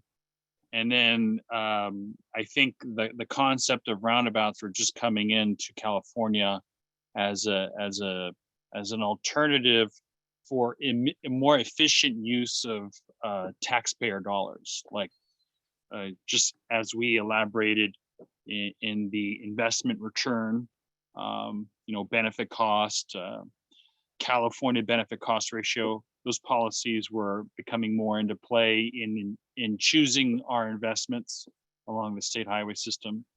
And so I think that's why that early preliminary study didn't carry forward. So yeah, it was very early on. I want to say over 15 years ago, and there hasn't been much activity on it since 2004, I think. Right. Is my recollection. I just want to add to that, Paul, that from what I understand, and maybe Pete can jump in if need be, but it was a planning document. We were back in the days, Caltrans COG was looking into the what ifs, right? But I don't recall there ever being any money for construction. It was just the planning component. You're right about that, Genaro. There was never any SLOCOG money programmed on that, but it was looked at in a corridor plan, a prior corridor plan, and maybe 2008. I can't remember the year. Okay, great. Anna, since I have the mic, it seems like the other general comment is the left turns out at Crestmont. It is. That was my next thing. We have like 3 questions in a row on that. So I was trying to type into one of the comments. So the restricted lefts that we're analyzing now would be for just afternoon peak hour. For some of you may know, like Pomeroy in Pismo Beach, there's like an LED no left turn turned on during only a specific hour or two during congestion. And that's something that we'll look at. It's certainly not the 24/7 restricted lefts, but just during, when there's predominant southbound traffic exiting San Luis Obispo and heading on their way down the Edna Valley or on their way home into the 5 cities, using that 227 route to get home. And so that's what we're looking at. In the brief period of time in which there are restricted lefts, just signed, it wouldn't be like, because it's going to be mostly allowed, obviously, there wouldn't be any kind of physical restrictors. The encouragement would be by a sign, right? A regulatory sign that would last for the duration of an afternoon commute. During that afternoon commute, say for instance, oh, I forgot that loaf of bread over at Vaughn's, you would turn right onto 227, make a U-turn at the Los Ranchos roundabout and make on your way back. So that trip away from Crestmont and back to Crestmont on your way back into town at 25 miles per hour, which we assume the speeds would be higher, but to be conservative, at 25 miles per hour, traveling through that U-turn and back, we calculated to be around 60 to 70 seconds based off of just distance and speed, right? So it's a small investment in time during a specific part of the day for the sake of safety. And there wouldn't be any physical restrictors in the median or crossing the road, just a sign that LED turns on during that afternoon commute. I hope that answers the myriad of questions that are rightfully, that's a very, very excellent question. And I hope I made it a little clearer on what we're looking at. Once again, very draft mode. We're just wrapping up a traffic study and we haven't really started developing the design drawings to build anything. And this is not the only time we're going to go to the public either, getting feedback on that design either. So there's a bit of a follow-up question here that says, but what if we have an emergency during that time? We can't make a left turn. That doesn't seem great during your restricted time. Sure, and that's a really, really good question. But that restrictor will likely be the traffic that's preventing you from crossing during that afternoon. And so following actually that regulatory don't turn left during the afternoon commute, you may get to your emergency point B to the left by making that right, U-turning and coming back. Are you going to wait 60 to 70 seconds to get a gap? Or are you going to just invest that valuable time in making your way in and out? It's the same scenario with the emergency vehicles having to get through a red light, I suppose, but then going through a roundabout. But that's what we're looking at, and we're not done analyzing what that would look like. And that type of feedback and exchange is what we need to develop design drawings that are best catered to the corridor and also the residents of Rolling Hills that live off of Crestmont. We're not done working. We're not done collaborating. We're not done getting feedback. So that's a really good point, and something that the design team needs to take a look at and and get back to the public with any results and more feedback. Thank you. Let's turn it back to Sean Macias so we can hear more from people who want to talk. Great. So next we have Susan Hack. Susan, please unmute and speak. Thank you.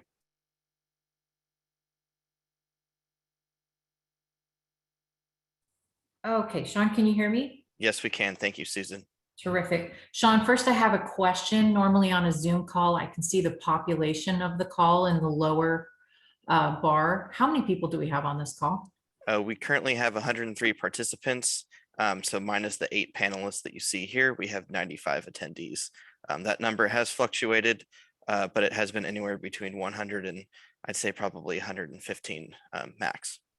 Okay, terrific. Thanks for that. Okay, I want to thank my friends and neighbors for being included in the call. This is all great information for all of us, particularly those of us that live in the corridor. Something that is really not getting addressed here is the difficulty navigating a 2-lane roundabout. Nate Stong, when you were talking and you put up diagrams, what you were showing in terms of driving was all single lane. When you were talking about large trucks navigating, you were showing single lane. What we really want to see and what we want to talk about is navigating through that double lane. And the research that I've done, if you're making a left, you are supposed to cut across both lanes, travel halfway around in the interior lane, get back out to the exterior lane to exit. I'm talking if I were making a left-hand turn onto the 227.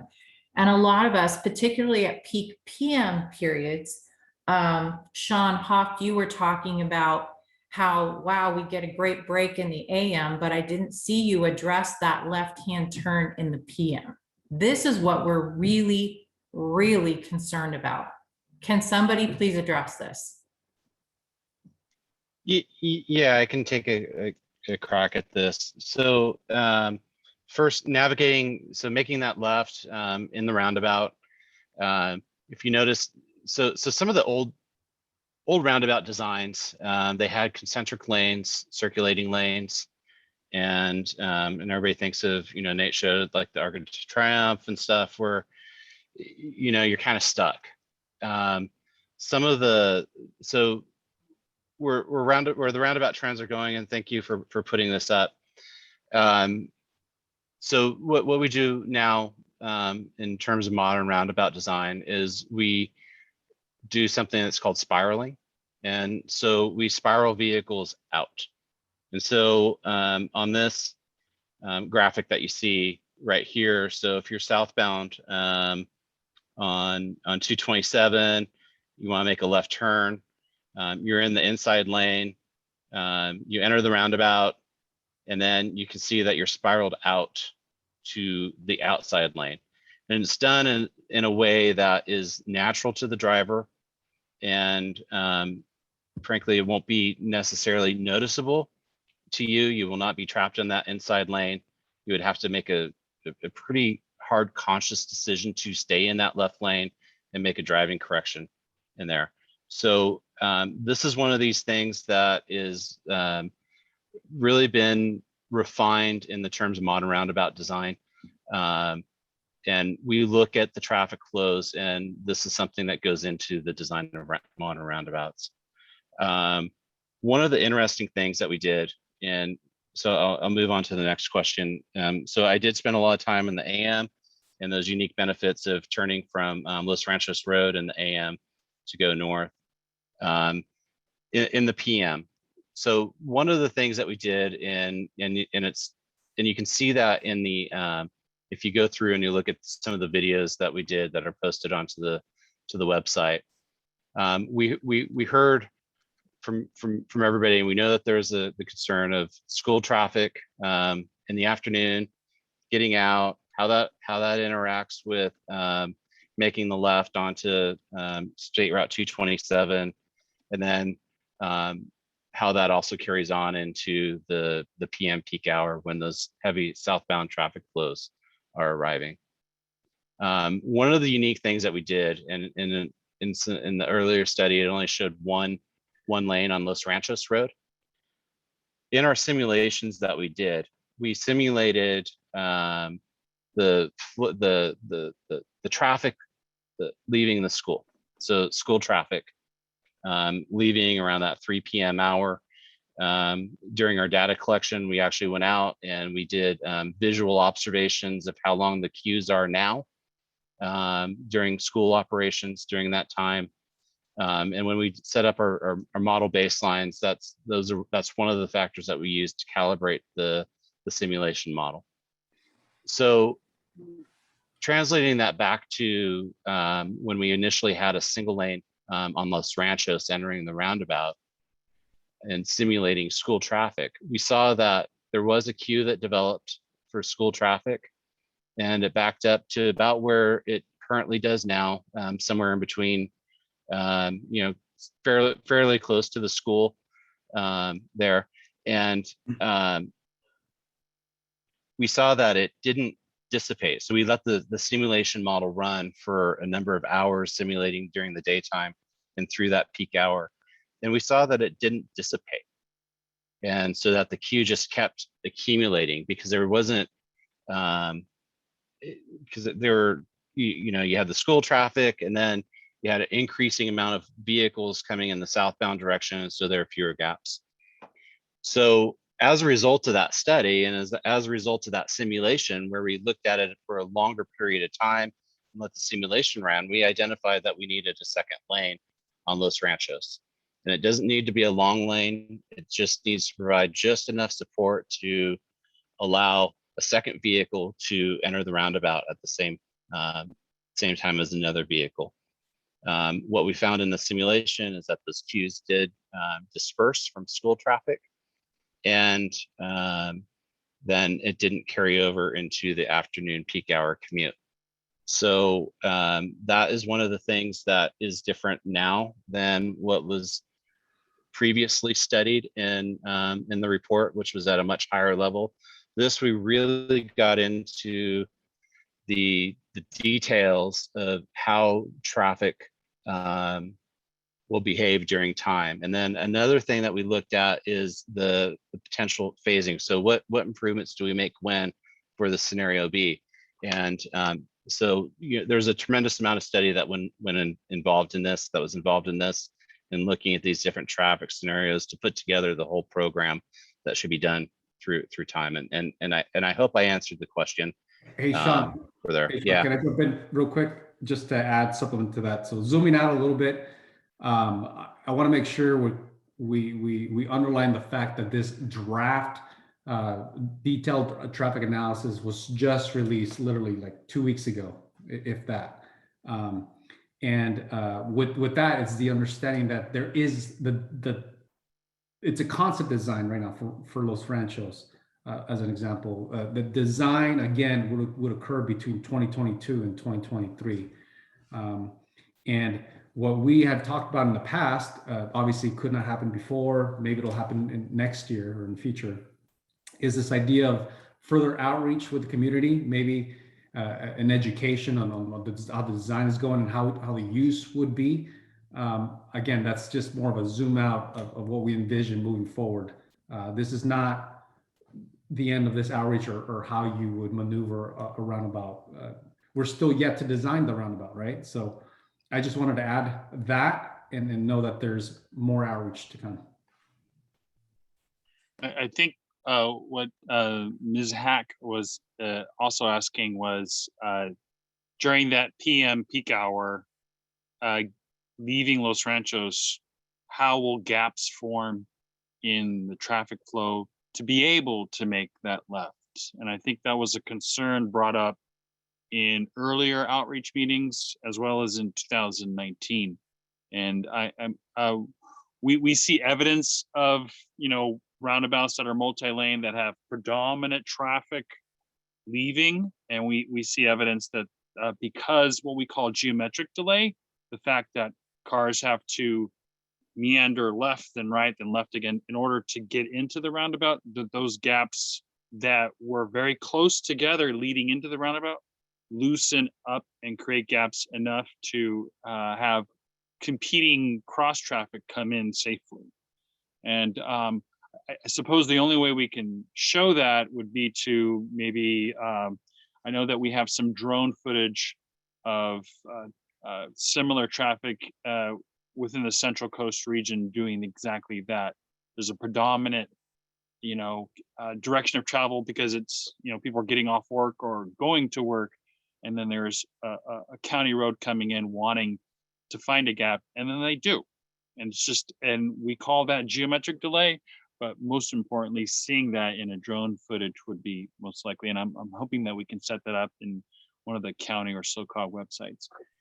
And then, so sorry about that. I don't want to interject too much. All right, thank you everyone for the questions as well as the comments at the end there. Next we have Elaine Rathbun. Please unmute and state your name and ask your question. Thank you. Hi, My name is Elaine Rathman. I live on 227 between Crestmont and Los Osos Road, or Los Ranchos Road. And I just kind of feel like we have been lost. You know, they talk about access from both of those areas, but they're not doing anything to, I don't understand how we are going to get onto those things. I'm 75 years old, so I'm, you know, trying to be a good, you know, commuter and abide by the rules. But anyway, the other question I have is, how do we deal with inexperienced drivers on the roundabouts, if that's the method you choose? And my third question is, what about promoting ride sharing?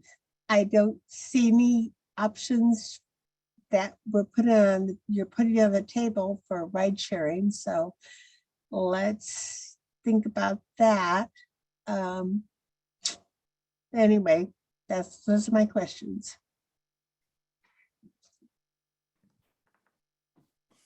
In terms, just real quick to answer your question about rideshare, just generally, that is a division within SLOCOG, our rideshare division that promotes the use of carpools, van pools, transit. So that's a program that more of an education encouragement program, not specific, to this project, but is something that's offered region-wide. Thank you, Stephen. I was going to ask you to chat about that. With regards to the how you maneuver or how you ride around about, that's where I was headed with my previous input.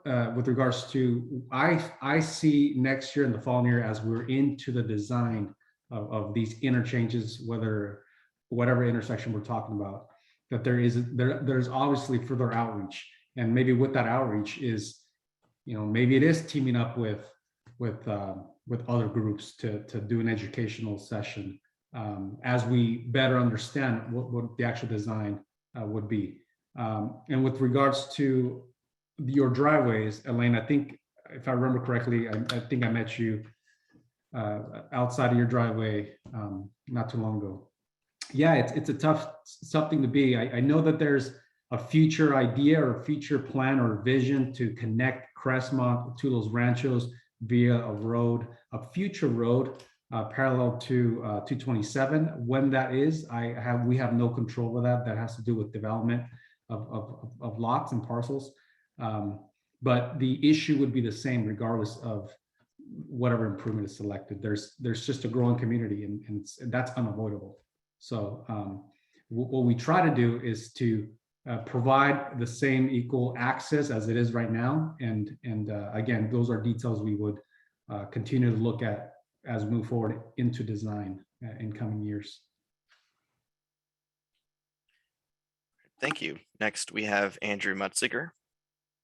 Andrew, please go ahead and unmute. Hi, Sean, can you hear me? Yes, we can. Thank you. Okay, thank you. Yeah, I'm Andy Mutziger, the planning manager for the San Luis Obispo County Air Pollution Control District. And I wanted to talk a little bit about the air pollution benefits for the project. Thank you, first off, for the helpful team presentation and the opportunity for this great Q&A session.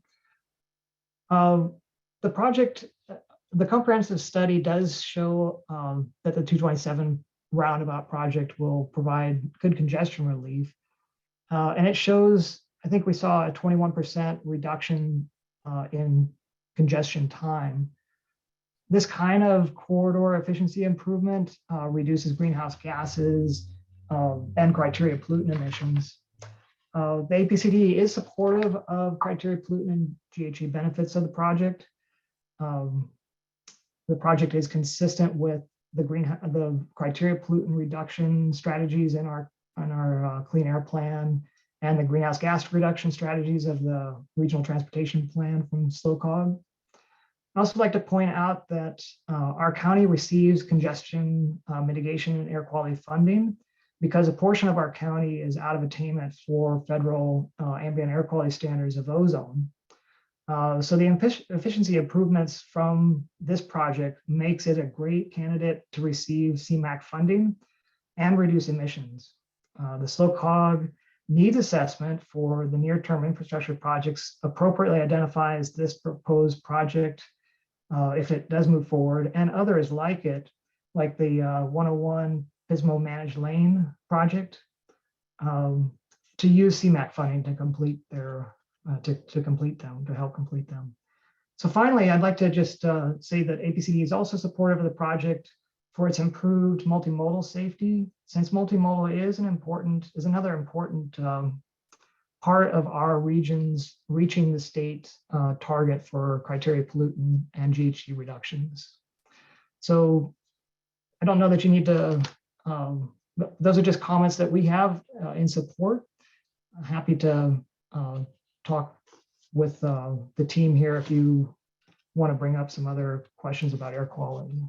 I just wanted to add, thank you for that, Andrew. The CMAQ is FHWA, so the Federal Highway Administration's congestion mitigation and air quality funding. And you can only use that funding if the project you propose does exactly what Andrew articulated.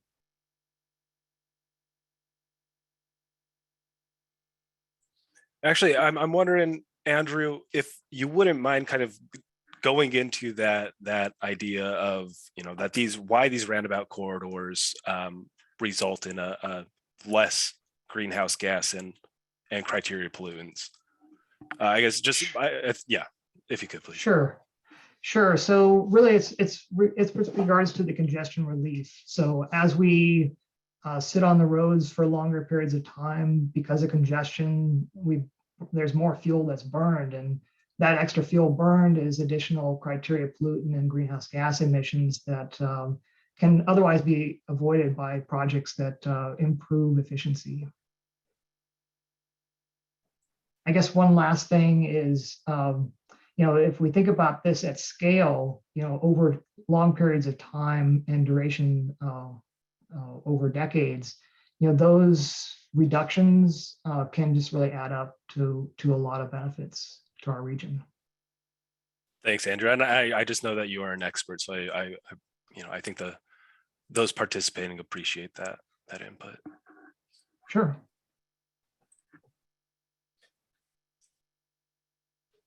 Okay, fantastic. Thank you for your comments, Andy. Next, we have someone identified as Zoom user. If you could please unmute and state your name and your question, that would be fantastic. Give you a little bit of time to do so. And while we're doing that, just as a quick administrative task. So our goal was to go from, till 8 p.m. We are beyond that, and we are going to continue to go beyond that, but at this point won't be accepting additional questions. Sorry, there are 7 people that are going to be able to ask questions, but after that, that will conclude the Q&A. So Zoom user, go ahead. I see you've been muted. Can you hear me? Yes, we can. Thank you.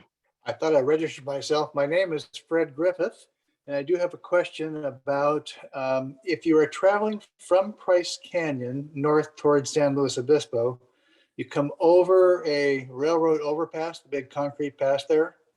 As you come off the backside of that, you're going downhill relatively steep. The speed in there is frequently about 65 miles an hour. You're becoming downhill pretty fast into a roundabout. What sort of signage or flashing lights or whatever would warn people who don't necessarily drive it every day that there's a 25 mile an hour zone ahead and you're going 65? Yeah, that's a good question, and it's something that we address regularly on roundabouts on facilities such as these. So what we look at is we extend the improvements out, and we look at the approach speeds, and we want to start introducing side friction to warn the motorists that there is a change coming in the roadway. We don't want to rely solely on signs. I mean, signs will be provided. There will be warning signs that there is an intersection there, but we don't want to rely just on those. We do introduce, we look at the speed gradients of a vehicle as they approach that roadway or that intersection, and we align those geometric improvements, introducing curves and other things to correspond with those, with that anticipated speed reduction.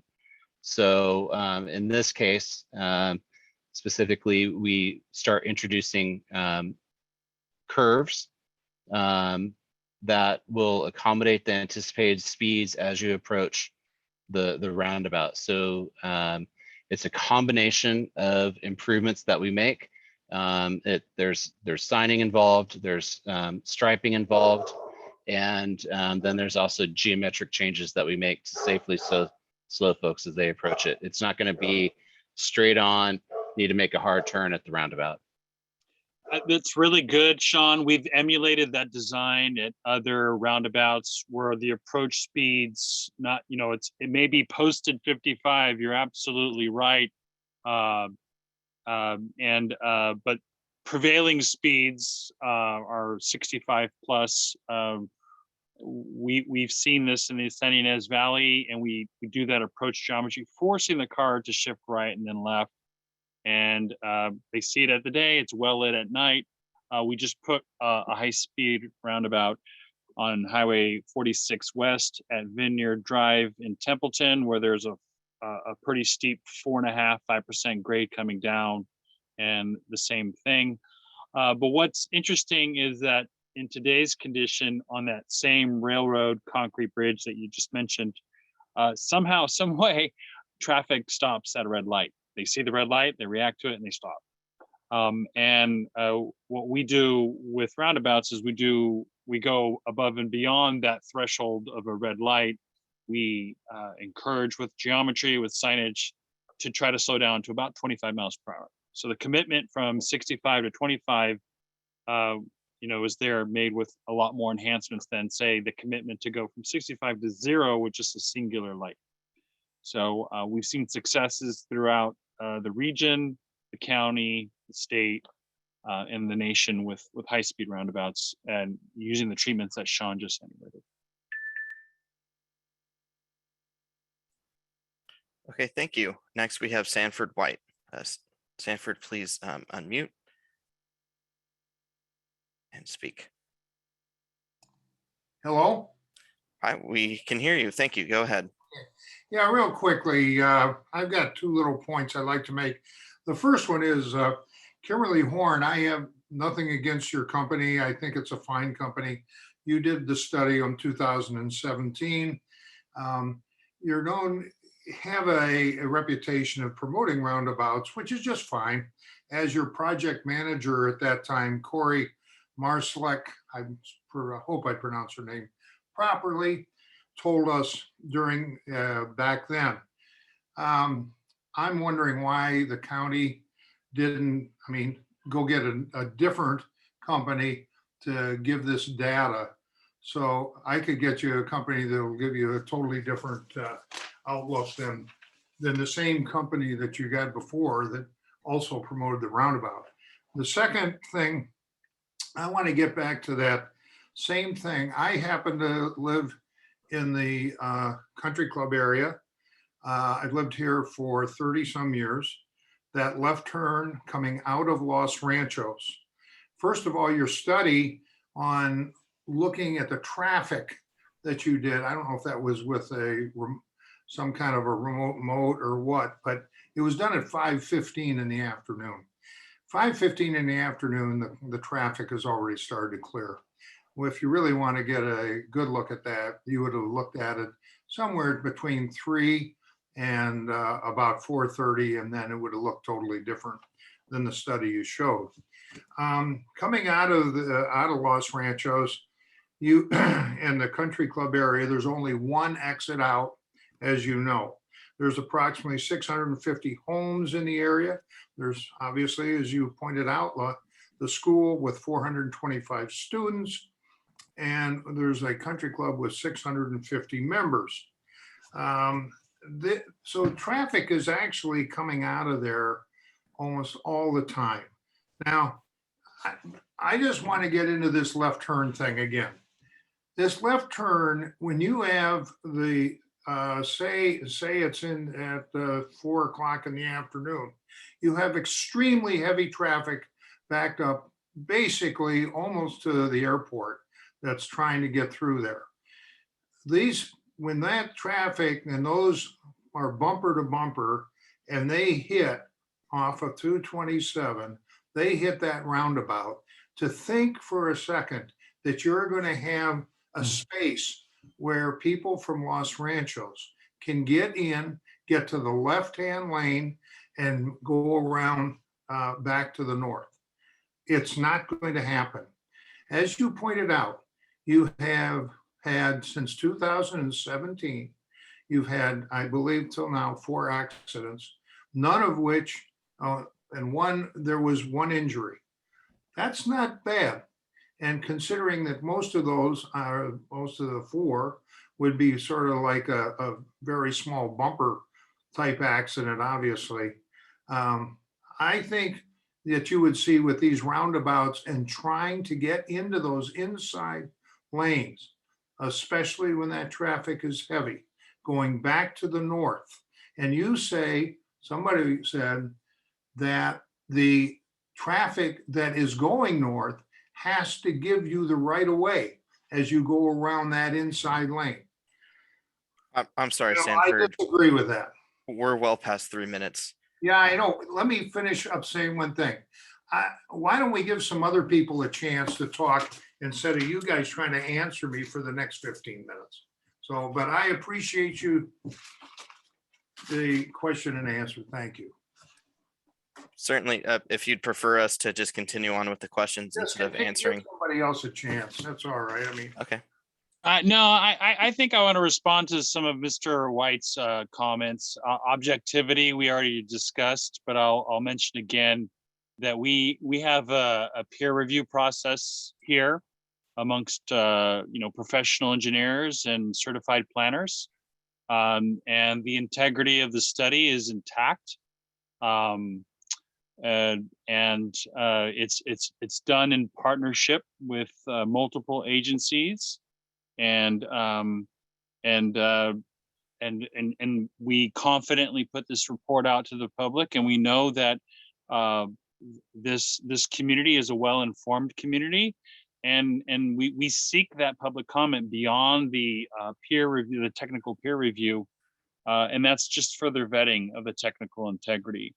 When it comes to geometric delay, going northbound, or excuse me, the exiting PM traffic out of San Luis Obispo and that queue, I think those cars have the tendency to have very little gap in between. But when you enter into roundabouts, particularly with that approach geometry, we do see gaps. And this is not a hunch or a feeling or a hope, but rather something we've seen in practice. And this team is going to rely on and stand on the experience of past roundabouts that have shown successes in this regard to repeat those successes along this corridor for the benefit and betterment of all users.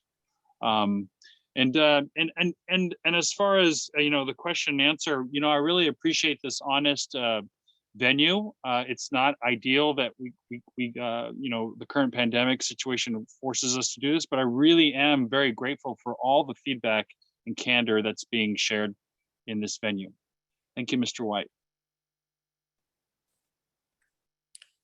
Okay, next we have Rochelle Steger, I believe. Please unmute and ask your question. Hi, I'm Rochelle Steiger. I'm going to follow Peter Brazil's idea and just tell you the different points that I'd like to bring up. We don't necessarily need to discuss them now. But the main thing that I found when I was researching the traffic study that you posted online was, I live on Crestmont Drive and have for 31 years.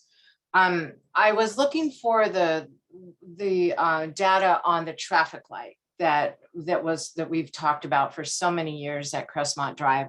And I did find it. I think it was around page 800 or something.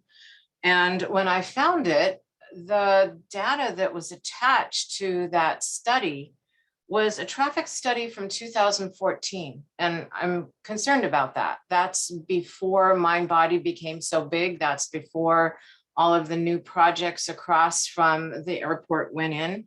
And so I'm wondering if I'm missing something there, or if this traffic light actually has been declined based on traffic numbers in 2014. The other issue that I'm still not understanding is the illustrations that I'm seeing about either the traffic lights or the roundabouts. They still don't show the traffic as it actually is, that we live with every day. And at the beginning of this process, we were asked to have an open mind, to trust the process, that there's intelligent people that are working on this. And I do trust that. But at the same time, I want to say that the intersection that we have at Crestmont Drive, as it is now, is the way it is now because of the people in our neighborhood that actually fought really hard for merge lanes and worked with Tolosa Winery to put in deceleration lanes for their trucks going in at the intersection directly across the street from our intersection. And that happened because we did the work and we asked the planners to do those things. So what I'm asking you now is to listen to some of the other ideas that some of our people have come up with, one of which is, if we are going to have to enter Highway 227 and not turn left, and we are going to be dealing with traffic that's increasing depending on what happens with the Avila Ranch project, 700 homes, how about putting in a right-hand merge lane? That was one of the ideas that our resident Alex came up with. If we have a shorter right-hand merge lane, what we found using the merge lane that we have now, headed north to San Luis, when we are in that merge lane, people do slow to let us out. They're much more kind and considerate when we're in a merge lane. When we're at our stoplight and trying to make a turn, even taking their foot off the gas and slowing down is something that doesn't happen very often. I think a merge lane is a brilliant idea, and I hope it's something that you would consider. The other issue that I'd like SLOCOG to consider is to possibly increase our bus routes to come out to this area. When my stepfather was using roundabout, run-on, whatever they're called, trying to find buses to pick him up, to take him places, or for my mom to use it to navigate to get into town. There is not very much public transportation out here at all. The other issue that I heard was that there was data that was talked about signals, traffic collisions as opposed to roundabout traffic collisions. And the accidents in roundabouts were much less than they are at signals. Well, the logical thing that I came up with there is, well, there's a whole lot more signals in this country than there are roundabouts. So I don't think that data is actually apples to apples. I'm sorry, Rochelle, we're also well past 3 minutes Okay, for your comments. that's Thank what you. I wanted to say. Thank you. So let me just start, and maybe I can have Stephen speak to the bus routes. I know we explored that and maybe reached out to RTA, and maybe you could speak to that, Stephen. And then I'm gonna hop towards Sean. I know that the traffic warrant analysis that you did for Crestmont also had the Caltrans previous analysis attached. So that might be the one that she's confusing with the 2014. And then I like, Sean, for you to speak to the counts, pre-COVID counts. And I think people need to hear how you gauge the accuracy of your counts, given the data, phone data, that kind of stuff. How you make sure you double check that it's accurate, and then you make a forecast. So maybe Stephen, you can start with the bus question. Yeah. As far as I'm a transit lover, frankly, and we would like to see increased transit not only along this corridor but elsewhere in the region.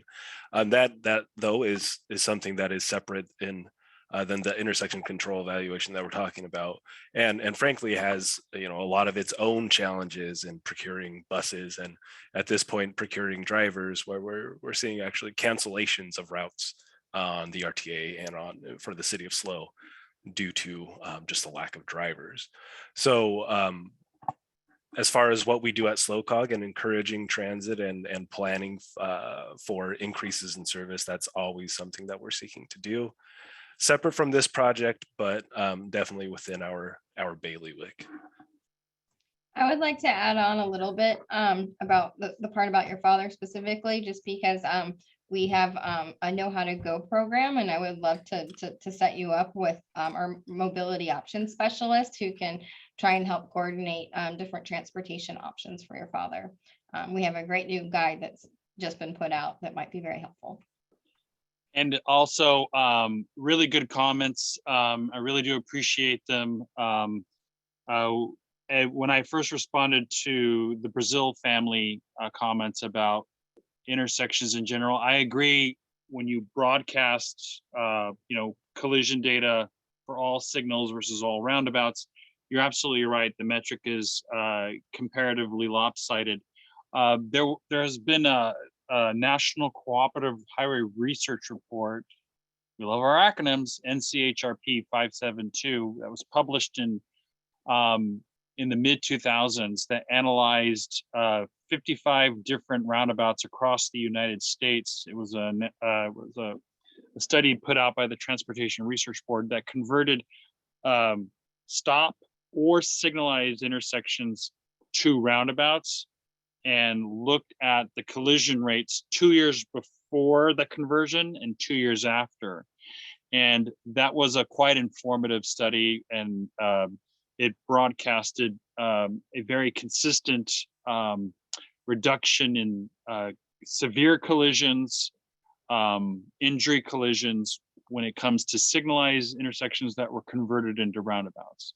So that was National Cooperative Highway Research Report number 572. You Google that, it's online, and it profiles 55 intersections across the United States, a handful of them in California, that were converted from stop controlled, many of them signals, into roundabouts, and there were significant reductions in severe and general collisions. And so that's the more apples and apples comparison. Yeah, I'll so in terms of the warrant analysis, so if you go to Appendix G of the report, the very first page after the spacer that delineates Appendix G, there's a memorandum in there that's dated June 22nd of 2021. That is the signal warrant analysis using the most recent traffic study data. And just right, if we also, I guess we also provided the Caltrans study to show just the correlation between the two. Then in terms of the counts pre-COVID, as we had shown before on the slide, we collected the counts pre-COVID while school was in session. Typical standard practice for collecting traffic counts. Canaro had mentioned additional data that we used.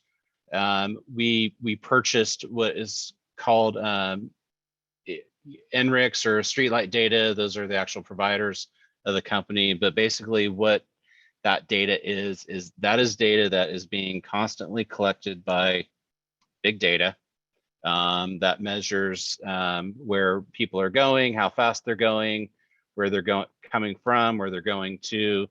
We purchased that data, and for I believe it was a 6-month period of data between Price Canyon Road and Tank Farm, I believe. That's the data that we use to validate our traffic microsimulation models to the best that we can. So using the traffic counts that were collected based on the historic data of travel patterns of everybody traveling through the corridor for 6 months. We were able to replicate the baseline information pretty solidly. And there's an entire section within that report that where we're being transparent to show the differences and the accepted thresholds for doing that. Thank you, everyone. Next, we have Will Hunziker. Please unmute, and this is your second go around. Please be succinct. Thank you. I'm sorry, I'm not gonna do a second go around. I just must have been from last time. I'm sorry. Okay, no worries. In that case, we'll move on to Joe Rello. Please unmute and ask your question.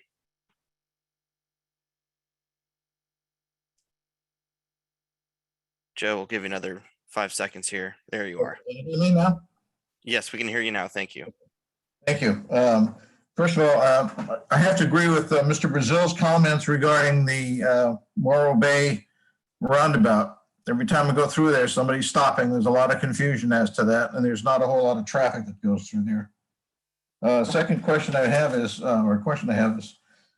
anybody have any idea how many roundabouts there are in the country versus signal controlled or stop sign controlled intersections, so we can put in perspective the numbers we had? And coming today around 4:15 through from San Luis Obispo down to the Price Canyon area where I live, I noticed that the congestion only started at the end of the 4-lane section. It goes pretty good all the way through there until you hit to where it comes down to 2 lanes. And I'm not sure that roundabouts are really going to be that effective versus having the having 4 lanes. But having said that, one more comment regarding the emissions. Your study goes out to 2045. By then, we'll all be in electric cars.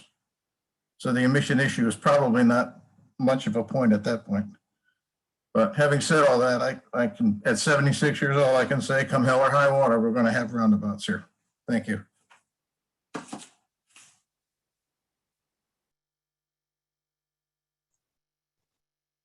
To the comment about the inventory of roundabouts, there are about, as of 2020, there are roughly 7,900 or 7,900 roundabouts in the United States. As the comment made earlier, a really good one, an apples to apples comparison of roundabouts to traffic signals were published as early as 2005. National Cooperative Highway Research Report 572 profiled in detail, really got into the weeds of 55 intersections converted from stop control to traffic signal to roundabouts, and showed significant improvements as it relates to safety, as well as operations. But what was really highlighted was the safety improvement. In my conversations with the city of Morro Bay, they've been quite happy with the roundabout at Morro Bay Boulevard, and they're really pushing to put another one near the high school to really mind the young kids that come out of the high school and want to walk over to Taco Temple or Taco Bell probably, and they're looking to roundabouts as to safely convey that public walking traffic with the 41-1 Main Street vehicle traffic. They're convinced by the experience they've had at the Morro Bay Boulevard roundabout to implement another roundabout there. So really good questions. Was there anything else that should be added? Maybe in terms of the electric vehicle adoption by 2045. So there are, laws out there now saying that there won't be gasoline combustible engines. New gas combustible engines sold in the state by, I think it's 2035. However, that does not mean that there just won't be gas powered vehicles anymore. Sure, there will be less. And I'm actually hoping we still have Andy Mutziger on the line with the ARB. I'm sorry, with the APCD who might be able to go into some detail in that regard. Yeah, thank you, Stephen. Yeah, this is Andy Mutziger with the Air Pollution Control District. And yeah, it's interesting. We just received some new information from the California Air Resources Board, and maybe it was the CEC today, the California Energy Commission, that was talking about the percentage of vehicles that are currently electric in California. And right now it's about 2.2% of the vehicles are what they call zero emission vehicles. And some of those are plug-in hybrids. So I guess the point is that by 2030, the anticipation is we may see that number go up to 20%. And then 2045, I don't know what the number is of a percentage by 2045. But yeah, there's going to be still a significant amount of vehicles on the road between now and 2045 that will still be gasoline powered. And so anything that we can do to help reduce emissions of those vehicles that between now and then are certainly a benefit for both the criteria pollutants and greenhouse gas reductions. Thanks, Andy. Thank you, Andy. So we did have Kathy Borland with her hand raised. Kathy, please unmute and speak your question. Okay, can you hear me? Yes, we can. Thank you. Okay. First of all, I want to say that you know, I'm not opposed to roundabouts. I live on Buckley. I've been here for 38 years. I'm very familiar with the Buckley corridor. And I want to point out that these two intersections, Los Ranchos and Buckley, are not typical four-way intersections. The fourth cross from Los Ranchos is a driveway. The same with the Tolosa entry is a driveway, very little traffic. So we're really talking about a three-way major where most of your cars are coming from. That being said, I was curious about the collision rate for Buckley and Los Ranchos, so I called Highway Patrol. They sent me a very detailed report. Over the last 5 years, Los Ranchos intersection has reported 24, no deaths, mostly minor with a few injuries. Buckley is 31. Same thing, mostly rear ends, a few injuries, and these are both over 5 years. Now, my issue is this roundabout going to be built properly? And what my research has shown is that you need 180 to 200 feet in diameter for a 2-lane roundabout. That intersection currently has 100 feet. Somebody did that on Google and we figured that out. So that leads into my next question, which you mentioned property rights and you mentioned that you have the money for it. But my question is, do you have the permission for it? And are you going to get the property necessary? And are you going to possibly be using eminent domain in order to get the necessary property? Lastly, I just want to say, bottom line, you can hear from a lot of people, bottom line, we are just not convinced this is going to work for these two intersections. I think that's our biggest concern. And you have got to do a better job at convincing us that with our traffic load and that the roundabout is better than 4 lanes. And so those are my comments. Thank you. So let me speak to the last couple of points, and maybe you, Paul and Sean and whoever else can jump in as needed. But first off, I don't think anyone in this team is here to convince anybody. We're here to provide the results of this, this neutral, very detailed and extensive traffic analysis. And so that's that.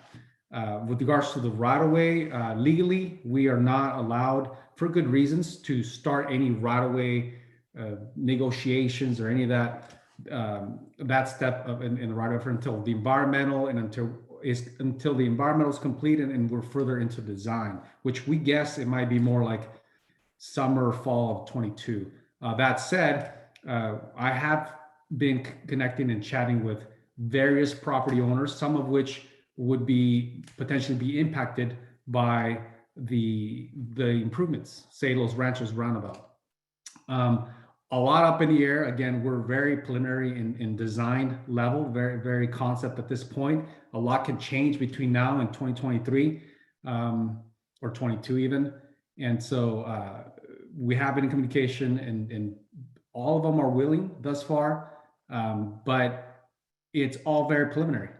You know, we need to be further along in design to actually have a healthy conversation. And at this point, it's just a matter of connecting with them.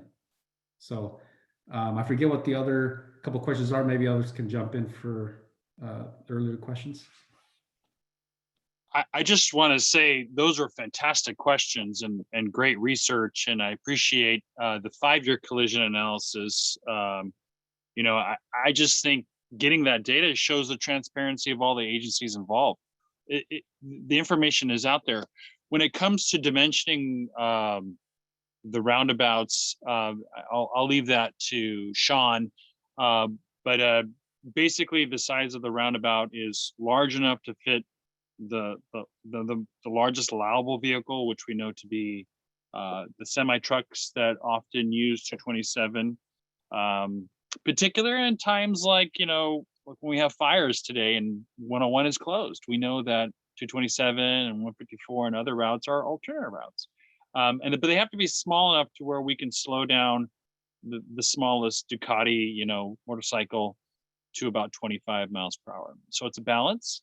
And I'll leave it to Sean to quote some numbers and what he thinks could, you know, will be the outcome on the actual design of Los Ranchos and possibly even Buckley. Yeah, thanks, Paul. So the actual recommendation for size of a multi-lane roundabout is anywhere from 150 feet in diameter to, as you mentioned, around 200 feet. It's a balance.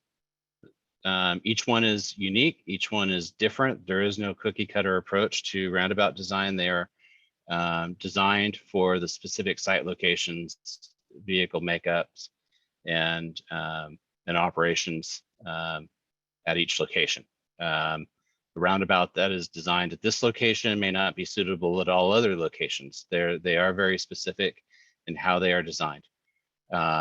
These roundabouts will probably fall around the 160 to 165-ish, 70 foot. It won't be a simple circle. There's multiple lanes coming in. There's some complex geometries involved in there, but in that range is where we would expect it to fall at the end of the day.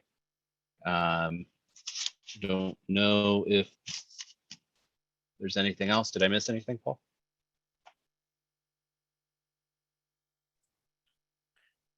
Looks like he gave you the thumbs up there.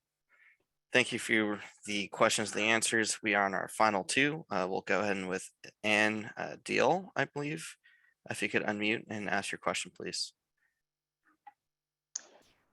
Hi, I'm Ann Russell Deal. I live in the Old Country Club area, and several of my questions have already been answered. But one of them, in calculating the costs of delay, I wanted to know whether you looked at the costs of delay that are going to be incurred during construction of these very complicated construction parts. I also wanted to know exactly how much time is going to be saved in the commute traffic southbound in the peak afternoons. When I'm looking at your charts, comparing the no project to all through B1 through B4, it looks like it's less than a couple of minutes to start with, but somehow it goes quite a bit more the further out we get, and I don't understand how that works. That's my questions. As Sean looks up the delay numbers, thank you, Ann, for those questions. When it comes to construction delay, that's a more detailed design, and as I indicated earlier, and I'm happy to you know, just really emphasize that we're not done working and collaborating with our local community on this important corridor, on these important projects. When it comes to detailed design, that's when we start crafting how will these improvements be constructed without severely impacting our daily lives, which include trying to get to school, trying to get to work, trying to get home. And so oftentimes what we like to show, one of the detailed design, not just showing the roundabout dimensions to answer the earlier comment. This is the diameter of the roundabout, 180, 170 feet, whatever it may be, and it fits all this stuff. But how are we going to build this? And how are those who live in this beautiful part of our community going to navigate through these roundabouts, 25, 30, 40, half constructed, fully constructed? So we work with the public on that, and those concepts and those designs haven't been forged yet. But the assurance I'm trying to provide is that we will go to the public with those plans, with those drawings, and collaborate with the community on how best to construct this without severely disrupting daily lives and commutes and travel.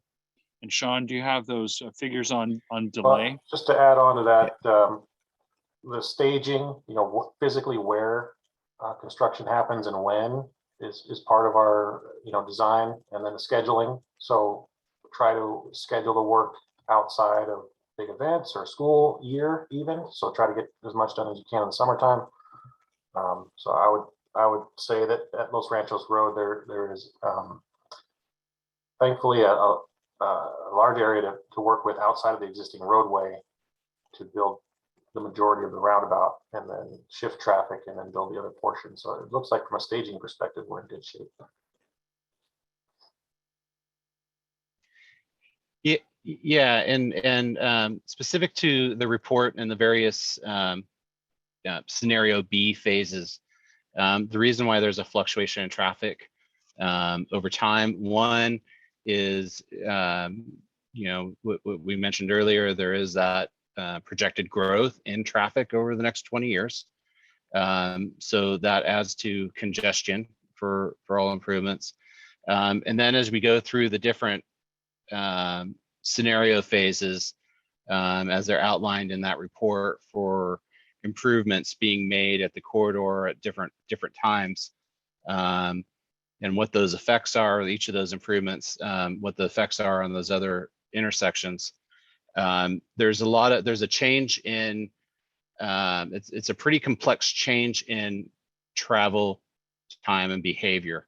For instance, when you have an isolated improvement of, say, a roundabout at Los Ranchos Road, and you still have no improvements at the signal up at Buckley, that signal at Buckley greatly influences the flow of traffic at all of the intersections to the south and to the north. I mean, whether it's queuing or a whole host of items, the platooning of vehicles, those types of things.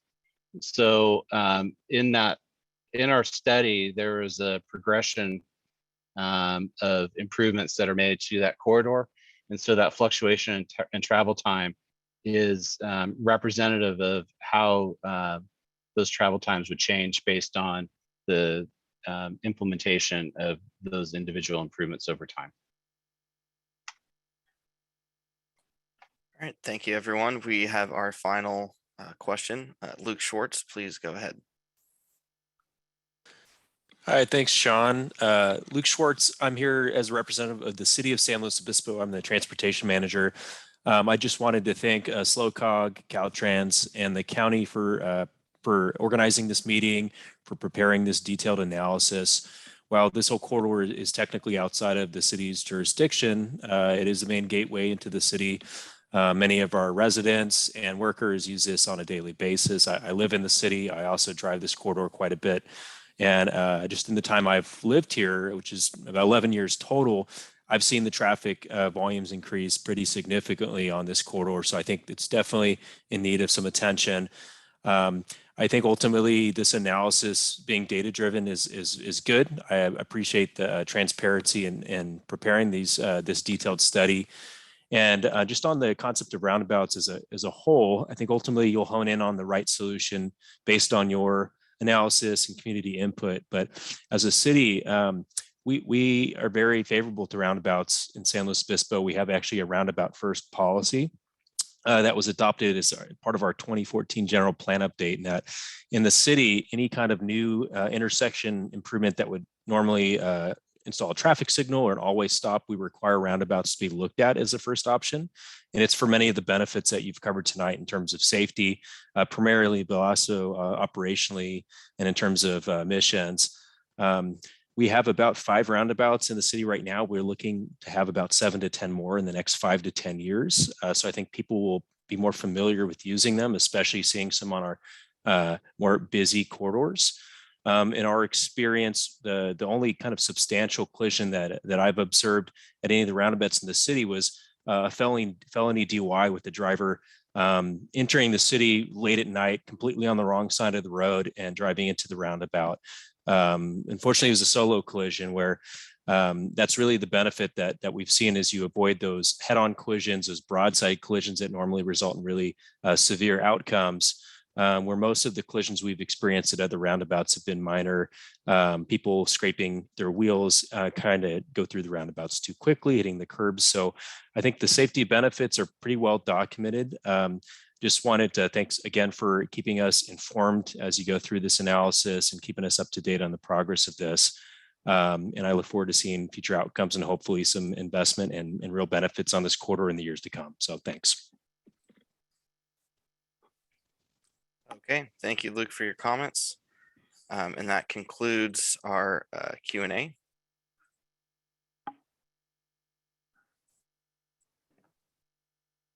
All right, well, thank you guys for joining us today. It's important to keep our communities involved in the process, and we're grateful for your time, your participation, and all your questions.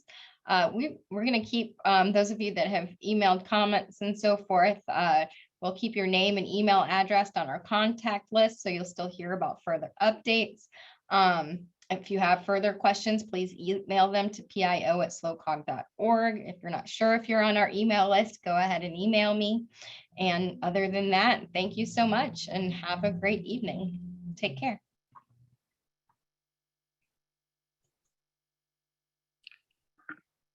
Thank you. Bye-bye. Thanks, everybody. See you.